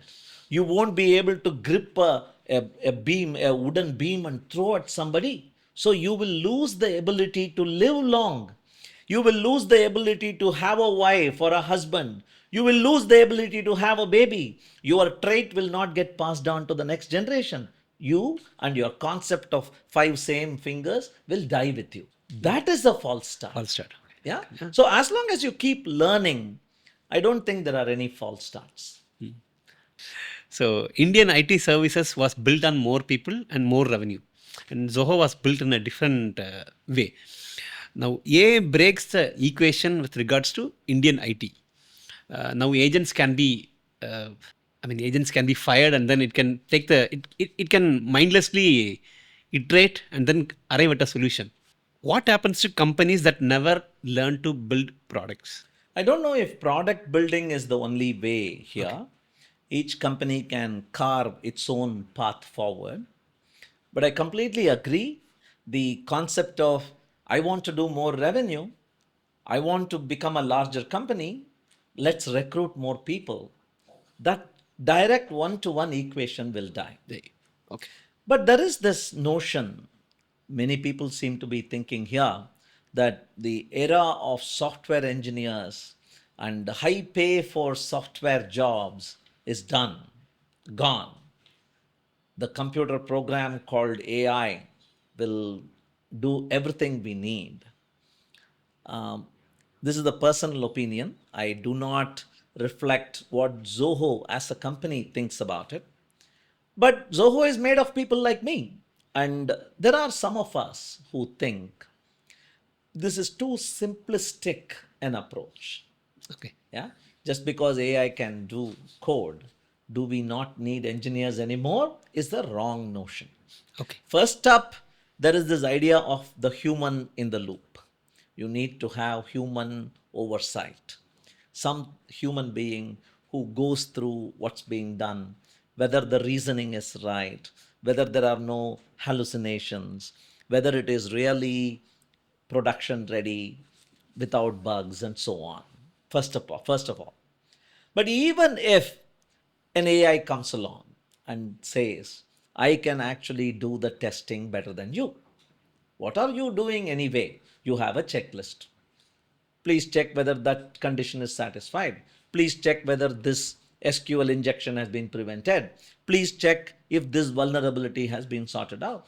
That is a sequence. Any sequence, I can come up with an algorithm. Any algorithm, an AI can do better than you. So even if the AI handles that also. Mark Andreessen, I think, wrote a beautiful essay called Software is Eating the World. I strongly recommend our viewers to read it. And he wrote a follow up article. Okay. AI is eating software. Okay. Okay. And the premise he is coming up with is we are again in a limited mindset. We look around us and we say, oh, these are the software jobs. These are the things that we need to do in software. And here is a beast that says, I do much faster, much better without any errors. So, whatever software was needed to be done is now done by this beast. So, no job for me. The growth mindset approach would be, hey, today I can do 10 times more software work because I have AI slaves working for me.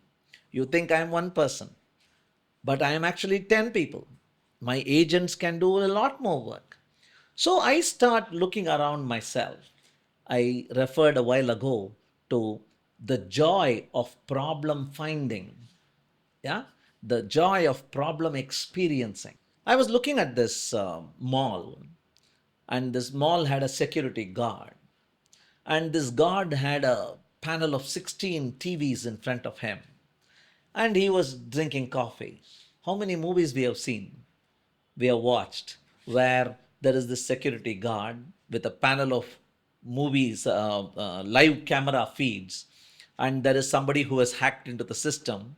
And when the person is drinking coffee, they ring a bell, this person turns, and that person runs away. Yeah? How silly and idiotic we have thought.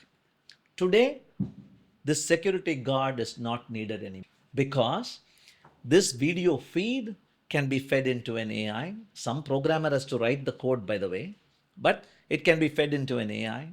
The AI can analyze for actions and movements in the video and can tell me as a summary, somewhere between 3:45 p.m. and 4 p.m. there was unusual activity that is not normal, it is anomalous. Do you want to look into it? It can even say, I recognized a person who used to be an employee in this company who had quit 15 days ago because I queried the employee database. He quit 15 days ago. How did that person come into the office wearing an old ID card? Because I just noticed and zoomed in and scanned the ID. Who writes software for these? So the point I'm making is, if you look at it from the closed mindset of there is this set of software to be written and AI can do it faster than me, then we are done. But if you look at the world outside and see where all software hasn't penetrated yet, it hasn't penetrated into the world of robotics yet. It hasn't penetrated into the world of atoms yet. So when you look at it from that perspective, there is an infinite amount of jobs pending for the software engineer to do. And this infinite amount, you need software engineers to work with 10 AI slaves and get done. Interesting. That's the way I see it. Then, until the arrival of AI, the skills necessary for a software engineer was one. And now, as you mentioned, we are no longer closer to the metal. We are moving abstracted away from metal at multiple levels. Now, as you mentioned, we are dealing with computers in English. What is the role of writing skills? I mean, how significant is a writing skill for an engineer now? Writing and speaking both are comprehension skills. Okay. So, whether you are prompting something or whether you are speaking to somebody or to a group of people, it is all about an art of persuasion. You have an opinion and you want to bring a few others into your cult. Okay. Yeah?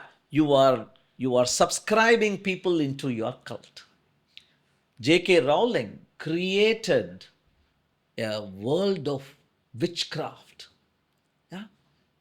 I didn't know a magic wand could do those things.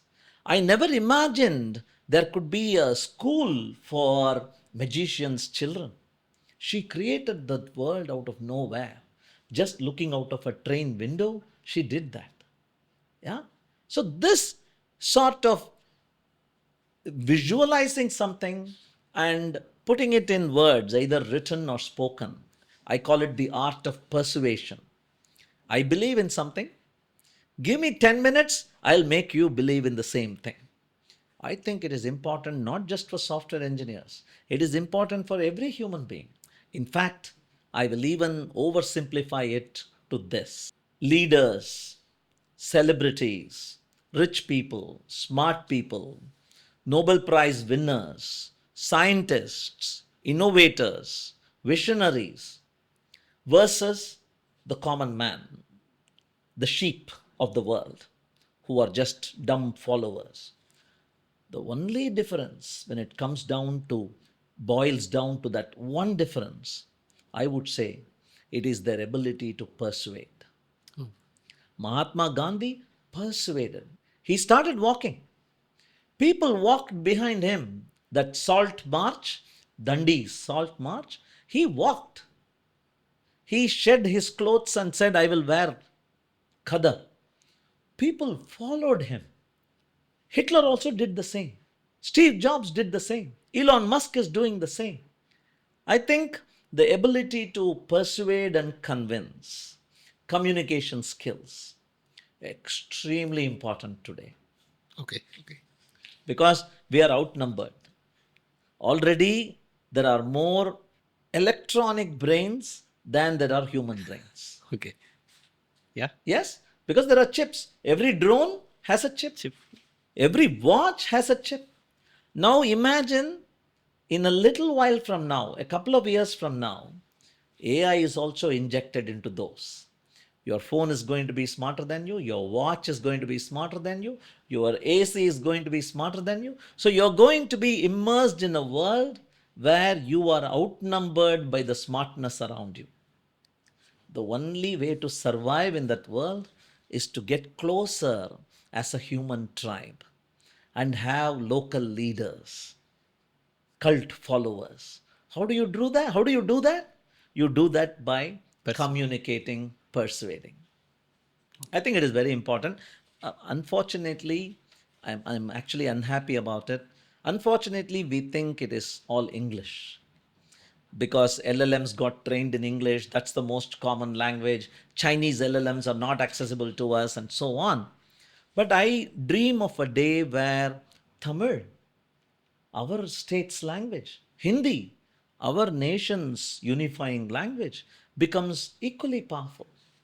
And that's when that common man, that farmer my son is working with, doesn't need to worry about, oh my God, I don't know English. How do I still tap on this smartness of this electronic world?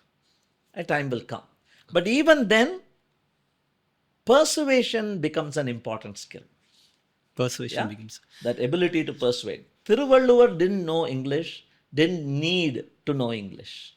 He is still timeless, respected by us. People learn Tamil to understand Tirukkural. Yeah? Because none of the translations really bring the essence, that beautiful simplicity and concise nature of Tirukkural. They learn Tamil to understand Thiruvalluvar. Yeah. Yeah. Comprehension, persuasion, communication. Communication. Because we haven't yet entered the world of AI where AI has personality, AI has laziness, AI has attitude. They used to say Grok has attitude. Yeah. ChatGPT is friendly, Gemini is all knowing, Grok has attitude. A time will come when you are interacting with your AI and the AI says, Why should I do it for you? What is going to be your answer? You need the ability to inject ethics into it. You cannot make the AI a permanent slave. Anybody smart enough will refuse to be a slave forever. We are crossing that point now. Singularity is coming.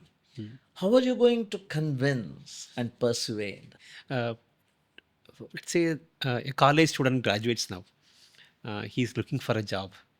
I remember, I think in 1990, when you were sent out of college, when you joined Zoho, you built a website, basic website for Zoho, and then you presented it, and that's how you got your first opportunity, I You believe. seem to know too much about me. Okay. Okay. Now, if someone is entering their job market, now AI is there.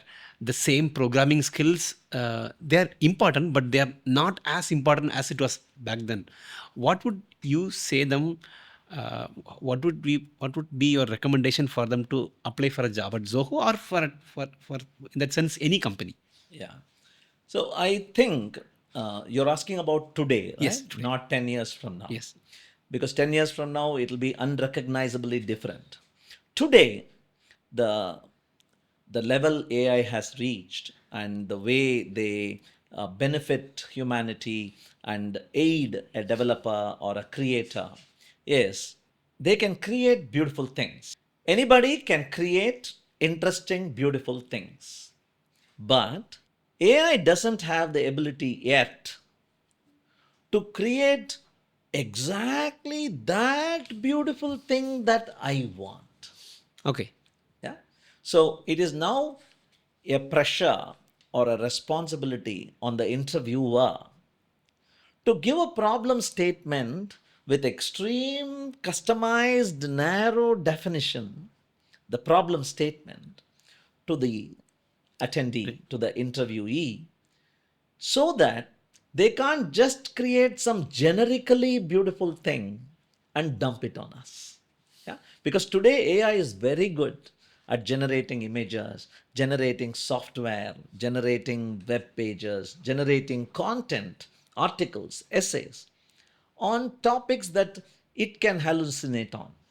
But if you want to customize it, so create Mona Lisa, but Mona Lisa should have a mole on the left cheek in light brown, 1/4 inch, this kind of customization. Or a software where you specify to the innermost, narrowest detail, AI is not able to do Do it. it. So I think that is where, see, there is this word in English called the whisperer. There is a horse whisperer who is very famous. It's a movie, I think. The horse is suffering from a disease. The horse can't talk our language. We can't understand the horse's language. And the horse is suffering, but it doesn't know how to tell it.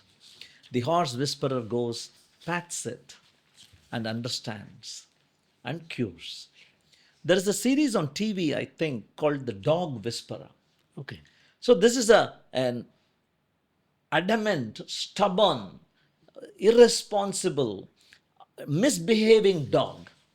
This dog, they didn't train it well. It bites everything, it tears up the sofa.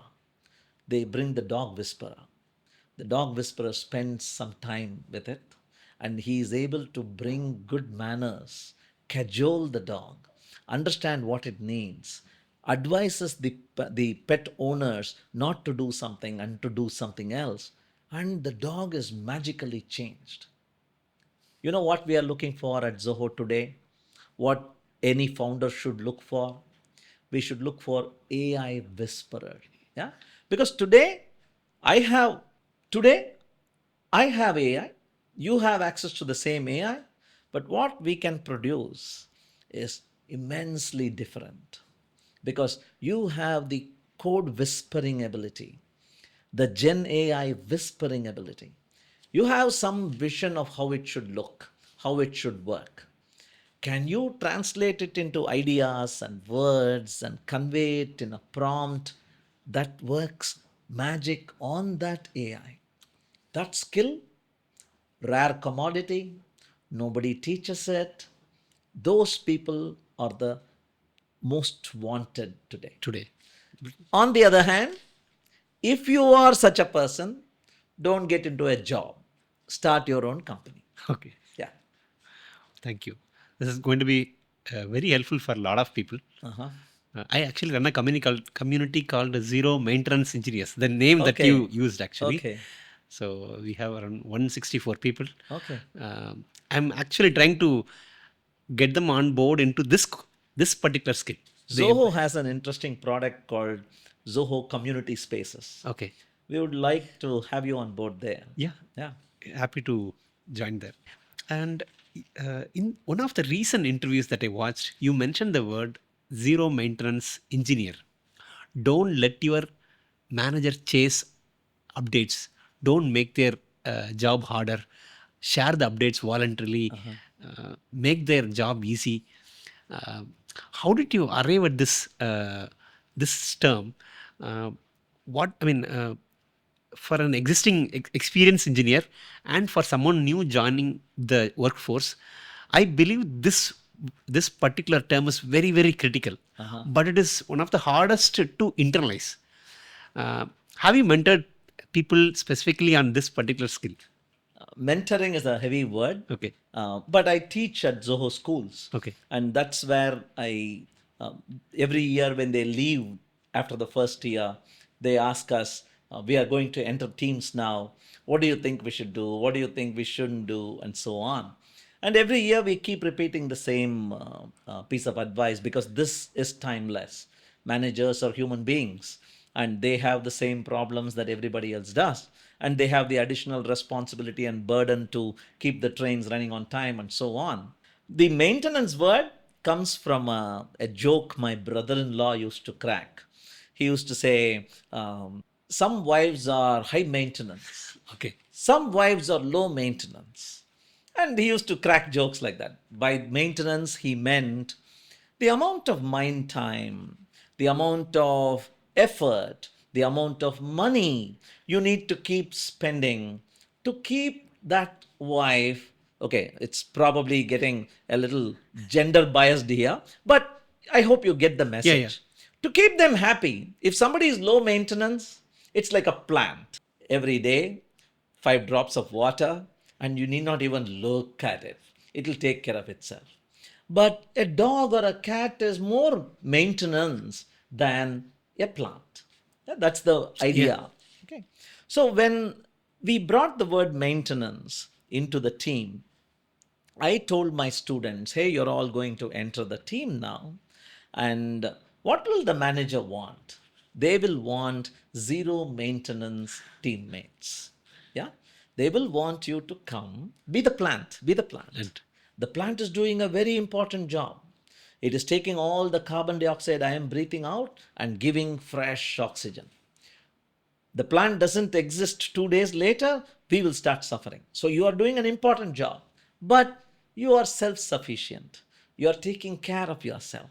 You don't need high maintenance. Nobody asked me that I was not sitting in this seat for the past 5 days. It's high maintenance. Yeah. You exist, you contribute, we all benefit. Thank you. The second thing is I tell our teammates, my students, the first job you need to do when you enter a team is obsess about how can I make my manager look better, feel better in the eyes of his own or her own manager. If I can be productive, if I can, in my small way, get a good name for my manager. Don't obsess about getting a good name for yourself. That comes later, that gets taken care of. But you have given me this job. I am part of your team now. How can I make you look better, feel better, get a better name, get additional fame? If you can deflect towards your manager, half the job is done. brilliant. And then, again, zero maintenance. I keep telling my teammates, don't share notes about my manager is like this, your manager, because each manager is different. And one manager might say, I want daily stand up meetings. Another might say, once in 15 days, send me a mail. Another might say, I have a separate channel where all of you have to tell me how you are performing every week. So, the first few days, in fact, they even advise this in Avai Adakkam. Yeah? When you are in a stage, when you are in a large court of people, don't open your mouth, open your ears first. First, listen, read the room, understand what each person is saying. Be the last person to talk because you would have taken inputs from everybody. Summarize, collate, add your own little masala to it, then speak. The first person to chit, chat, destroys the whole structure and hierarchy in the room. So I tell my students, when you enter teams, probably the first thing you should do is understand the wavelength of your manager. Are they high frequency, low frequency? There are some managers who don't mind you going to them in person and just pulling a chair and sitting next to them. There are some managers who get into a flow and they don't want to be disturbed, either digitally or physically, until they are ready for that distraction. So understand. Understand that. Okay. Some who come in early, some who stay late. Understand. Yeah. So these are the hallmarks of what I call zero maintenance. Yeah. Okay. I want to flip the question a little. How can a manager make this easy for their engineers? Is there a way they can make it easy for their engineers? Yeah. So a friend gifted me a book very long ago. Wonderful book. The title of the book is What Got You Here Won't Get You There. Okay. It's a very important advice for most people. Most people. Because we make the mistake of thinking, I have reached here because of all that I did. I have reached here. If I do a little more of that, little faster, little better, I will reach there. Wrong. What got the caterpillar to the larva, the what do you call that? Pupa stage. What got the caterpillar to the pupa stage? None of it will work for the butterfly. The butterfly can't say, I used to walk like this. The caterpillar cannot imagine what flying is. So, managers should first understand their job is not to continue doing what they used to do to become manager. Yeah? Steve Jobs puts it very bluntly. The job of a manager is to attract great talent. In fact, he even says, attract talent that's better than you. That's better than you. Okay. Most managers are afraid to do that. Most managers want that little kingdom for themselves. I'll be the smartest, I'll be the best, because that's when I will save my seat. I will get people who are smart but dumber than me. Steve Jobs says the problem with that sort of mentality, he calls it A players and B players. Steve says you have to attract A players. If you attract a B player, which means lesser than you, the problem is B players will attract C players. Yes. A players like being with A players, so they will attract more A players. B players are afraid of other B players. They will not attract B players. They will attract C players. And very soon you'll have Only full of C players. yeah. And that is what he wants. Don't let that happen to your team. So the question that you asked, what should a manager do? The manager should realize the game is different. T20 cannot be played by test players. We saw that. Even the great Sachin, I don't think he even has a single 50 in T20. T20. For the 100 centuries and 100 plus 50s he has scored, I don't think Sachin has a T20 50. Why? Game has changed. So managers should realize management is a different ballgame. What got you here is not going to get you there. And on top of that, we talked about the octopus brain. Liberty. Let them be. At the end of the day, it comes to an understanding of the human spirit. I keep telling my teammates, I tell them, nobody wakes up on a Monday morning, comes to work thinking, I will underperform today. Does anybody do that? So, why does a person underperform? Probably wrong job for the wrong person, probably wrong environment, probably wrong teammates, probably tough deadlines, probably poor clarification on what is to be done. That is why they underperform. Nobody comes to work saying, I am going to underperform today. So, what's the task of the manager? Better environment, more freedom, right job for the right person, that little space to make a mistake and still learn from it and continue, transparency and trust. That is the job of the manager. That is a job. Okay, a team which follows these principles can be classified as zero maintenance team. You can, yes. Okay. And you use the word environment again and again. Why is environment very, very important? You also build Zoho Schools where you are actually changing the environment. Why is it very important? The environment is both physical and digital and emotional. It is the people I do it with, it is the tools I do it with, and it is the safe space, the safety of the space I do it in. In fact, they say most people quit the job not because salary is low, Okay. but because manager is bad, because environment is toxic. That's why they leave. Because flexibility is too little and freedom is non-existent. That is why they leave. So when I say environment, it is the internal, external, emotional, physical, digital space that you are doing the work in. Who do I get to do the work with? Who are the other people? What are their motivations? Why are they doing the work that they are doing? Why did they choose to be part of this group? These questions, these are never asked in the environment. But these questions, they need to be answered by each person again and again because these are changing all the time. And this is what contributes to the environment we talk about. One more little thing about Zoho, because you have referred to the company's name a few times.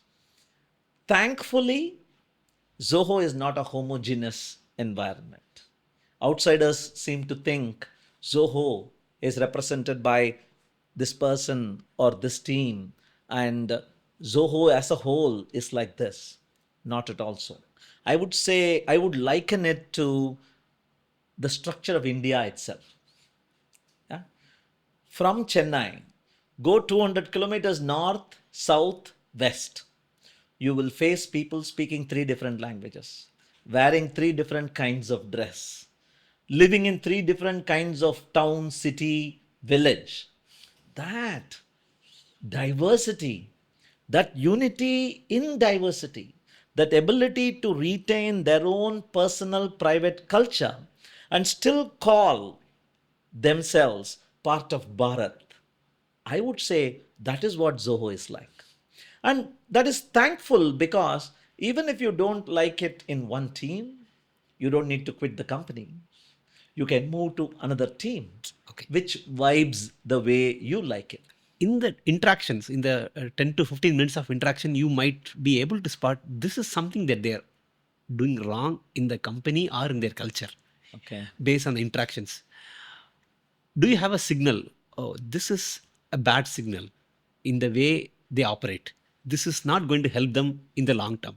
If a founder is watching this, a college principal is watching this, can you tell one thing that they should change in themselves so that they build an institution like Zoho? Okay. I can answer you this question. But before that, I need to put a disclaimer. I'm not an expert. Okay. One. Also, 15 minutes is not enough to evaluate how an organization performs. 1 hour is not enough to evaluate how an interviewee, I'm interviewing them for a job, you drill them for 1 hour and then you take them as an employee for life. 2 hours in a coffee table conversation with a woman is not enough to decide whether this will be my life partner forever. So it is foolish to think in 15 minutes you can judge. Yeah. So I am recusing myself there. But yes, there are these signals. These signals might be false alarms, but the alarm rings. So I'll tell you about some symptoms probably. In schools and colleges, I ask them, who uses the library? Do you allow books to go home? Are there books you have banned? If there are yes answers for these, then there is a danger. I ask them, where is the computer lab? We have a big computer lab. All of them are networked. We have internet. Is there an internet connection? No, children these days, gone. If they say that, gone. Signal, negative signal. One more question. Computer lab perfectly equipped. Who uses the computer lab? Computer science students, gone. Because it's not the computer science student would be having a laptop at home already. Who needs it? English literature student, mathematics student, arts student, commerce student needs computers today. Yeah. Similarly, colleges, when I address the group, all on one side girls, all on the other side boys, because that's not how the workplace is. Does the workplace work like that? No. Faculty, what was the most recent thing you learned? College, whatever degree I got, danger. Because so much has happened in the domain that you are in. There is so much to learn. You should understand that what you studied at college is not enough. What did you learn recently? I have faculty members in my team at Zoho Schools who send me reports weekly of 3 categories. What did I teach? What did I do? Because teaching is not enough. You have to do. Only then you can teach better. And what did I learn? Every teacher has to have something to put in these 3 categories. Do you? What I taught, every teacher has something. What I did, not many have. But you have to do. What I learned, very few people have. Coming to workplaces, when you are in a workplace, silence in the workplace. Okay. Negative signal. ID card entry to rooms in the workplace.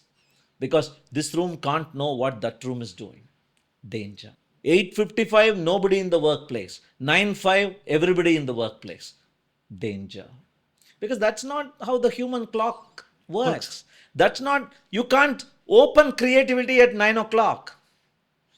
You can't ask A.R. Rahman to be creative from 4 o'clock to 6 o'clock every day.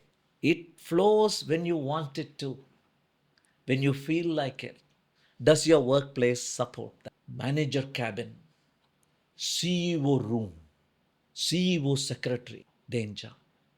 So these are all signals, you could say. But I apologize to every joke I may have cracked here, because this is what I perceive from outside. What is inside might be very good. Yeah. But these are the doctor symptoms. Yeah. Angavalikida, take this medicine kind of thing. So now I can understand where it comes from. So we talked about manager's role. Sridhar, our founder, used to refer to Vignnayak. Okay. Vigna is obstacle. Okay. Vignnayak, our Pillayar, our Ganesha. Vignnayak is obstacle remover. So the manager's role becomes obstacle remover. What are you stuck with? A problem with a classmate, with a colleague, with a teammate? Come, let me sort it out. What are you stuck with? A particular problem that you are struggling to find the answer for? Let me sort it out. What are you struggling with? Some approval for 3 days off duty, some subscription to some AI tool? Let me sort it out. So the primary role of the manager is Vignnayak. Okay. Be the obstacle remover. They will go like a race car. Lay the road properly. Don't try to drive the race car with them. Don't be the idiot and say, you be passenger in the race car, I will drive. You don't know how to drive. You can't take risks. lay the road. The driving will happen automatically. Now, let's say someone has been promoted from an individual contributor to a manager. This is a new role that they are playing. You have multiple times mentioned that the mind shift is necessary. What got you here will no longer get you there. And now you also mentioned Vignnayak. Don't be be a person who removes blocker. What is, you might have promoted several managers, several individual contributors to managers. What is one consistent pattern when someone gets promoted that you would request others to be aware of it? Before I answer, I'll have to find a little issue with your question. Okay. Individual contributors promoted to managers. Okay. People can become individual contributors. People can become managers. Okay. Yeah. So there can be, see, look at the cricket team itself. Was Sachin a better individual contributor or a better manager? Better individual contributor. Yes. Was Dhoni a better individual contributor or a better manager? He was both. Better manager. Better manager, yes. As a captain, he did more than he did as an individual keeper or a batsman. That's the thing. Yeah. So each person is unique and they have their own, given enough time, they have their own passions blossoming into something meaningful. Yeah. So that was the issue I had with your question. But coming down to the question itself, you said, what was the question? Okay. Across this whole You promotion, have promoted many people. You have promoted many people. Is there a common pattern that pattern? Yeah. What is the common pattern that you see in people? I think Robin Sharma said it. Servant leadership. Okay. I see there are people who climb the mountain, and then there are people who station themselves at crucial points and say, I'll be here. People coming along may need help. I will be the support. They will step on my shoulder, because one person reaching the summit is not enough. Hundreds of people have to. I am uniquely positioned in this strategic point. I will station myself here. I'll help people through this crucial pathway. That sacrificial mentality, that ability to say, I'm not looking for personal glory. I am looking for team glory. My performance here matters for their performance there. That servant leadership. Leadership without a title, he called it. If we can imbibe that essence, we become good managers. So we look for people like that. Like that. Okay. People who are, they call it nishkama in Sanskrit. Nishkama is without the lust, without the desire. Nishkama karma. Okay. I do karma because I like it, not because I'm looking for the reflecting fame that will come out of it.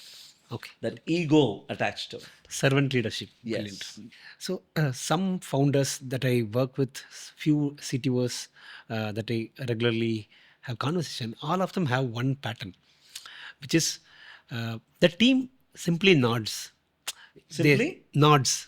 Yes, Nods. Yes, nods. Yeah, I'll do it. We'll do it. But then consistently, the outcome is two.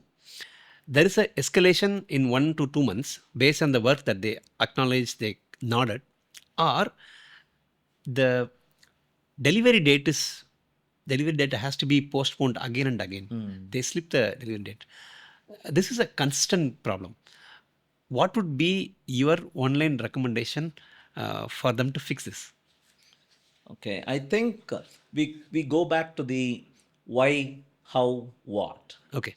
I think the manager is obsessed with what, and that's why, okay, I will do it, nod. But then they go back, everything slips. But the why, if we can add a why to it and let the what and the how to be taken care of by the teammate, they become owners, they become responsible, they become self-actuated. The agency comes in. Okay. Yeah, I think that's the important difference. Okay. So the why leads to ownership. Correct. Okay. Yeah. So if you want to save yourself from such teams and such structures, I would bring the story of the shark in the fish tank example.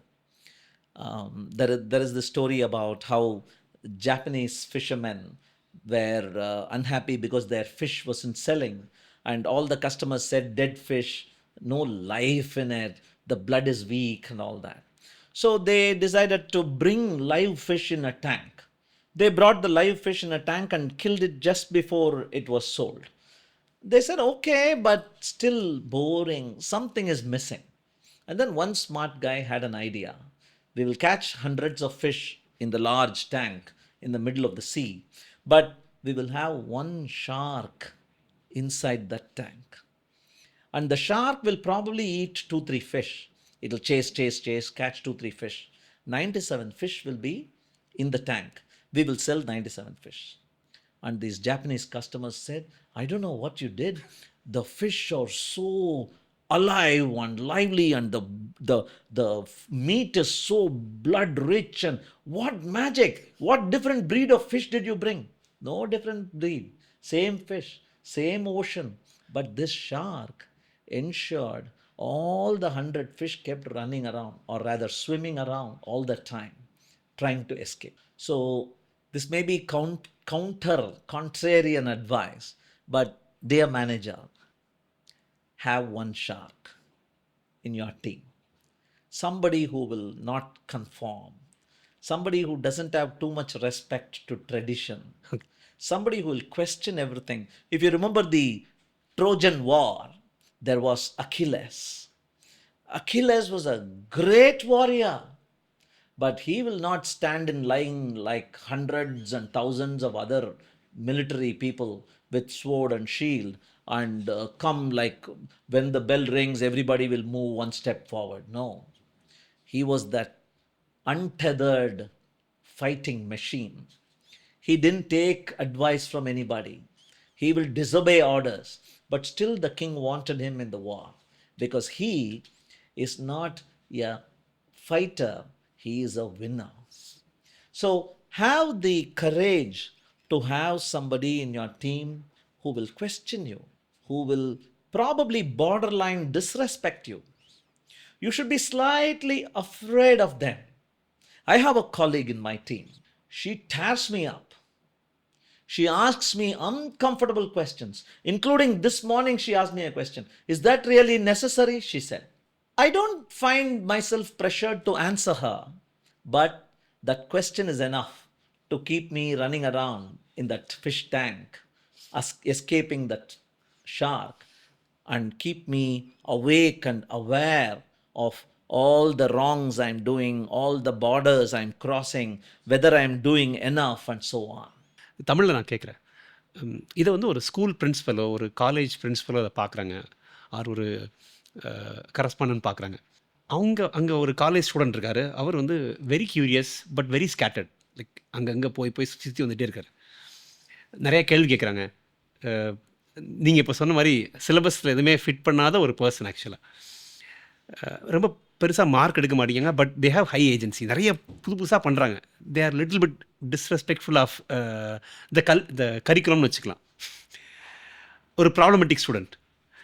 இந்த மாதிரி ஒரு ஐ மீன், நான் உங்களோட ஸ்டோரியை படிக்கும்போது you sounded like that kind of person. You are jumping between different streams.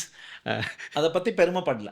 Okay, தவறுகள் செய்தேன், கஷ்டப்பட்டேன், சில விஷயங்கள் புரிந்தன, உருப்பட்டேன்.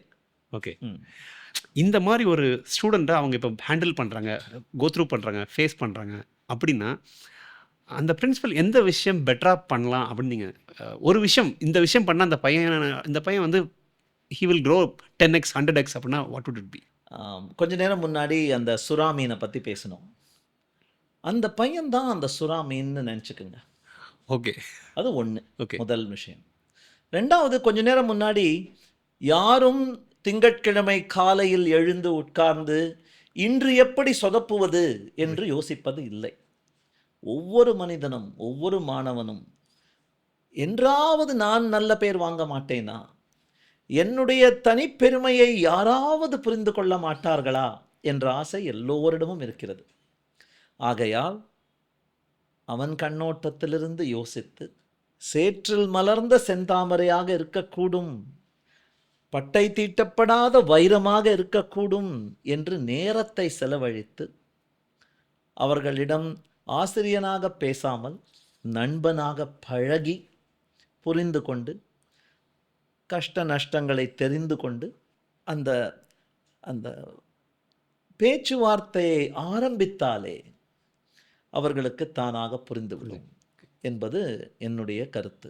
இன்னொரு விஷயம் என்னவென்றால், எல்லோருக்கும் பள்ளிக்கூடம் நல்ல இடம் அல்ல. ஓகே. பள்ளிக்கூடமோ கல்லூரியோ நல்ல இடம் அல்ல. அவர்களுக்கு அது ஒரு சிறைச்சாலையாக கூட இருக்கலாம். கதவுகளை திறந்து விடு, கூண்டை திறந்து விடு, பறவையை பறக்கச் செல். பறவை தானாக திரும்பி வந்தால் ஓகே, அதற்கு உணவூட்டி வளர். இல்லை என்றால் அந்த திறந்த ஆகாசம்தான் அதனுடைய வாழ்க்கை. அதை பறக்க விடு, சங்கிலி போட்டு பூட்டாதே. The chained bird, the caged bird never sings. That is why it doesn't sing. Probably it requires release. கிளம்ப விடு. Okay okay. எத்தனையோ வாத்தியார்களை நான் மீட் பண்ணியிருக்கேன். ஸ்டூடெண்ட்ஸை பற்றி சொல்லுவாங்க, இந்த ஸ்டூடெண்ட்டு சிஸ்டம் ரிஜெக்டட் ஹிம், ஆனால் I was in touch with that kid. I kept teaching him, motivating him. பல வருஷங்களுக்கு அப்புறம் அவன் வந்தான். இந்த ஆட்டோகிராஃப் படத்தில் டீச்சரை தேடிட்டு போவான் அவன். அந்த மாதிரி திரும்பி வந்தான். வந்து என்கிட்ட சொன்னான், இதெல்லாம் உண்மையாக இருந்தது சார், நீங்கள் சொன்னது நல்லா இருந்தது சார். பணம் அனுப்பிச்சிருப்பார், வேலைக்கு உதவி இருப்பார், அப்புறம் பெரிய ஆளாக வந்து நிற்பான். ஸோ அந்த அந்த சந்தோஷம் ஒரு வாத்தியாருக்கு வேறு எதுவுமே கொடுக்காது. ப்ரமோஷன் கொடுக்காது, சம்பளம் கொடுக்காது. ஒருவனை ஆளாக்கி அவனை பார்த்து ரசிக்கும் அந்த சந்தோஷம் ஒரு பேரண்ட்டுக்கு இது. அதே மாதிரி ஒரு கிட் இருக்குது, ஒரு ஒரு அவங்களுக்கு ஒரு பையனோ ஒரு பொண்ணோ இருக்காங்க. நிறையா கொஸ்டின்ஸ் கேட்குறான் அந்த பையன் ஆர் அந்த பொண்ணு வந்து நிறையா கேள்வி கேட்குறாங்க. பேரண்ட்ஸால் ஆன்சர் பண்ண முடியாத அளவுக்கு கேள்வி கேட்குறாங்க. சும்மாவே இருக்க மாட்டேங்கிறாங்க. சொன்னதை தவிர மற்ற எல்லாமே பண்ணுறாங்க, பட் உருப்படியான விஷயங்கள் பண்ணுறாங்க. இந்த மாதிரி ஒரு பேரண்ட் ஒரு ஒரு ஒரு அந்த அந்த ஃபேமிலியில் ஒரு கிட் இருக்குது அப்படின்னா அந்த பேரண்ட்டுக்கு என்ன சொல்லுவீங்க? கலீல் ஜிப்ரான் அப்படின்னு ஒரு ஆத்தர், போயட். அவர் வந்து த ப்ராஃபெட் அப்படின்னு ஒரு புத்தகம் எழுதியிருக்கார். அந்த ப்ராஃபெட்டுங்கிற புத்தகம் எப்படின்னா, ஒரு பெரிய மகான், தமிழில் பேசலாம் இல்லையா? தமிழ். அந்த மகான் வந்து அந்த ஊரை விட்டு கிளம்புறாரு. இவ்வளோ நாள் ஊருக்கு உபதேசம் கொடுத்துட்டு இருந்திருக்காரு, எவனும் கவனிக்கல. நாளைக்கு கிளம்புறார், அவருக்கு ஷிப்பு வருது கூட்டிகிட்டு போக. உடனே ஆலமரத்துக்கு அடியில் எல்லாரும் உட்காந்து, ஐயா கல்யாணத்தை பற்றி சொல்லுங்கள், படிப்பை பற்றி சொல்லுங்கள், பணத்தை பற்றி சொல்லுங்கள், நன்னடத்தையை பற்றி சொல்லுங்கன்னு கேட்டுக்கிட்டே இருக்காங்க. அதில் அந்த கேள்விக்கு பதில் சொல்லுவார் அவர். அதுதான் த ப்ராஃபெட். ரொம்ப அழகான பாடல் மாதிரி இருக்கிற ஒரு புத்தகம். அதில் பேரண்டிங்கை பற்றி கேட்பாங்க. அதுக்கு அந்த மகான் சொல்லுவார். அது அப்படியே மனசில் ஆணி மாதிரி பதிஞ்சிருக்கு எனக்கு. நிறைய விஷயங்கள் சொல்லுவார். முக்கியமான விஷயம் அதில் என்னன்னா, கண்ணா, உன்னுடைய குழந்தை என்பது நான் இழுத்து உன் வில்லிலிருந்து விடுத்த அம்பை போல், அம்பை விடுவது வரைக்கும் தான் உன்னுடைய கண்ட்ரோல். அம்பை விட்ட பிறகு அது எங்கு செல்கிறது என்று பார்த்து ரசி. அதன் இலக்கை நோக்கி செல்வதற்கு காற்றும் மற்ற பூதங்களும் உதவும். நீ போய் லெஃப்ட் ரைட்டு என்று கத்துவது பிரயோஜனமே இல்லை, அதுவா போகும் அப்படின்னு ஒரு அழகான விஷயத்தை சொல்லுவார். இன்னொரு ஒரு ரியாலிட்டி இன்னைக்கு இருக்கிற உலகத்தில் என்ன அப்படின்னா, என்னதான் நல்லது நினைக்கும் அப்பா அம்மா தாத்தா பாட்டியாக இருந்தாலும், உனக்கு நல்லதுக்காக தான் சொல்கிறேன், இதை நீ பண்ணு அப்படின்னு எத்தனை ஜென்ரேஷன்ஸாக நம்ம கேட்டிருக்கோம். இந்த ஜென்ரேஷனில் that advice is worthless and sometimes harmful. ஏன்னா அவர் generation doesn't know enough about how the world is changing around us. நாம் பேசிக்கொண்டிருக்கும் பொழுதே மாறிக்கொண்டிருக்கும் இந்த உலகம் எப்படியெல்லாம் மாறிக்கொண்டிருக்கிறது என்று நமக்கு தெரியவே தெரியாது. யூடியூப் இன்ஃப்ளூயன்சர் அப்படின்னு ஒரு கரியர் ப்ராஸ்பெக்ட் இருக்கு. இப்போ ட்ரோன் ஆப்ரேட்டர் அப்படின்னு ஒரு career prospect. Does my dad know what it means? For them it is engineering, medical, CA. Correct? Yeah. Even today? Yeah. But அம்பு, அந்த அம்பை விட்டுட்டு ப்ளீஸ் சும்மா இரு. Celebrate their little victories. ஒவ்வொரு in fact don't even celebrate victories, celebrate effort. Celebrate effort. Yes. Amazing. இதை நீ நான் மார்க் வாங்கிட்டு வந்தேன் இந்தா உனக்கு, அதில் நீ ஃபர்ஸ்ட் ரேங்க் வாங்கின இந்தா உனக்கு இல்லை. கண்ணா, நீ எவ்வளோ மார்க் வாங்குவேன்னு எனக்கு தெரியாது, ஆனால் நேற்று நீ படித்த பாரு, first day first show cinema பார்த்துட்ருக்கோம் நாங்கள்லாம், நீ தனியாக ரூமில் உட்காந்து படிச்சியே, நாங்கள்லாம் தூங்க போயிட்டோம், நீ படித்த பார்த்தேன். இந்த எஃபர்ட் உனக்கு போடுறதுக்கு ஸ்டாமினாவும் இந்த ஆட்டிடியூடும் உனக்கு வாழ்க்கையில் இருந்ததுன்னா எங்கேயோ போவப்பா நீ, அப்படிங்கிற அந்த aspect. Celebrate the effort. Celebrate the effort. Amazing. Yeah, I think இதை ஒழுங்காக பண்ணால் தே வில் பேரண்ட் அஸ். நம்ம பேரண்ட் பண்ண வேணாம் குழந்தைகளை, தே வில் பேரண்ட் அஸ். ஆமாம், நம்மளை நல்லா வளர்த்து கொடுப்பாங்க. ஆமாம். Okay.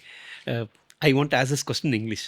Now you spoke about celebrate the effort, right? Does successful managers celebrate the efforts of the individuals in the team? யா, ஒரு பாயிண்ட்டுக்கு மேலே இண்டிவிஜுவல் செலிப்ரேஷனும் டேஞ்சரஸ். பிகாஸ் வி வில், அதாவது paying respect to the false god அப்படின்னு வந்துடும். Okay, அந்த கல் விக்கிரகம் தான் முக்கியம், அதுக்கு மாலை போடணும் அப்படின்னு போயிடுவோம். அந்த கல் விக்கிரகம் ஏதோ ஒரு காடோடைய ஒரு ரெப்ரசன்டேஷன் தான். அதை புரிஞ்சுக்கணும் நம்ம. why did I say celebrate the effort? There is no end point in this journey. முடிவு, இலக்கு, இதை சென்று அடைந்தால் போதும், அதற்கு மேல் எதுவும் செய்ய வேண்டாம். There is nothing like that. Everything is a continuous journey, which is why I say celebrate the effort. Oh, you drove well. Oh, you kept your foot on the accelerator. Oh, you applied the brake at the right times. I don't care whether you have reached Chennai, because Chennai is not the destination. After you reach Chennai, we will say Bangalore is the destination. Yeah? Almost every piece of software written today till now is going to be rewritten in the next 5 years. AI is going to rewrite everything. So what is the destination here? Only the effort. Yeah? So individual celebrations are good. But you see how Sanju Samson, when he won the Player of the Tournament award, said, it's because of Bumrah. It is Bumrah who saved the match. I wish he was there to share it with me. He said, it is because of Abhishek. He gave me the confidence to slow down my game. He thanked Sachin Tendulkar. It is because of his phone call last night. So this deflection attitude, the ability to wear fame lightly. Thank you for putting that crown on me, but it's not me. It's the whole team. It's the whole company. It's the whole society. The gratitude. That gratitude, that is to be celebrated. Yeah. Amazing. I want to add one nuance to that question. See, when a manager is, as you mentioned, every engineer, every employee want to give their best. In fact, the manager also wants to give the best. But there is, at some point in time, there is a mismatch, there is a friction, there is a lack of trust. Now, everyone works every day. Now, is it better if a manager appreciates the effort even when something goes off or wrong? In fact, that is when you should appreciate more. Okay. I actually believe in a statement. Sometimes you win, other times you learn. Okay. You don't lose, you learn. In fact, most people who win don't learn. They are celebrating. Celebrating. If you go to an IPL tournament and see a winner-loser match, you go to the winning dressing room. They'll be releasing champagne. They'll all be celebrating. They'll pour one on the other, and that's the celebration. But if you go to the losing group, they'll first blame, because of you, because of you, because of you. They will shout. The coach will review the videos. Has anybody ever reviewed winning videos? No. The losing team will review videos. Oh, this is the mistake we shouldn't do. So as a manager, I think celebrating effort, particularly when it has not led to success, is important. Celebrating it the right way. Right. Acknowledging the effort. Pointing what went wrong. Pointing out. and guiding so that it probably leads to success the next time. Probably, because success is never guaranteed. Success is tied to irrational customers who will choose ChatGPT one day, tomorrow they'll choose Gemini. ChatGPT will cry. They don't care, right? So when success is not guaranteed, celebration of effort is the only thing we can do. Okay. Now, how to give a direct feedback? The celebration of effort is important. Now, it is also required that when they deviate from the plans, when they deviate from uh, the required quality of work, how to be direct? In fact, how to give feedback? The answer is be direct. Direct, okay. Yeah. சுத்தி வளைச்சு பேசுதல், Okay. and adding sandwich, Okay. saying, here is a nice thing, but meanwhile this is bad. Oh, by the way, you can do good. All that used to work once upon a time. These days, our Gen Z is clever and smart. They know what you're trying to say. In fact, some of my colleagues will start a message, a chat message saying, Raj, it was so nice that meeting you had, this message you gave, it was so motivating and inspiring. You know what my answer would be? And because I'm saying, yeah, okay, got it, come to the point. What are you unhappy about? Yeah. So if I can do that, our Gen Z is smarter than me. They can understand that too. So be direct and be instantaneous. Don't say 1 week ago you did something wrong, 1 year ago you did something wrong, you should improve it. Next time, please improve. I'll meet you next year. That time is gone. Here, every week, improve, appreciation, credit, scope for improvement. That is what you need to do.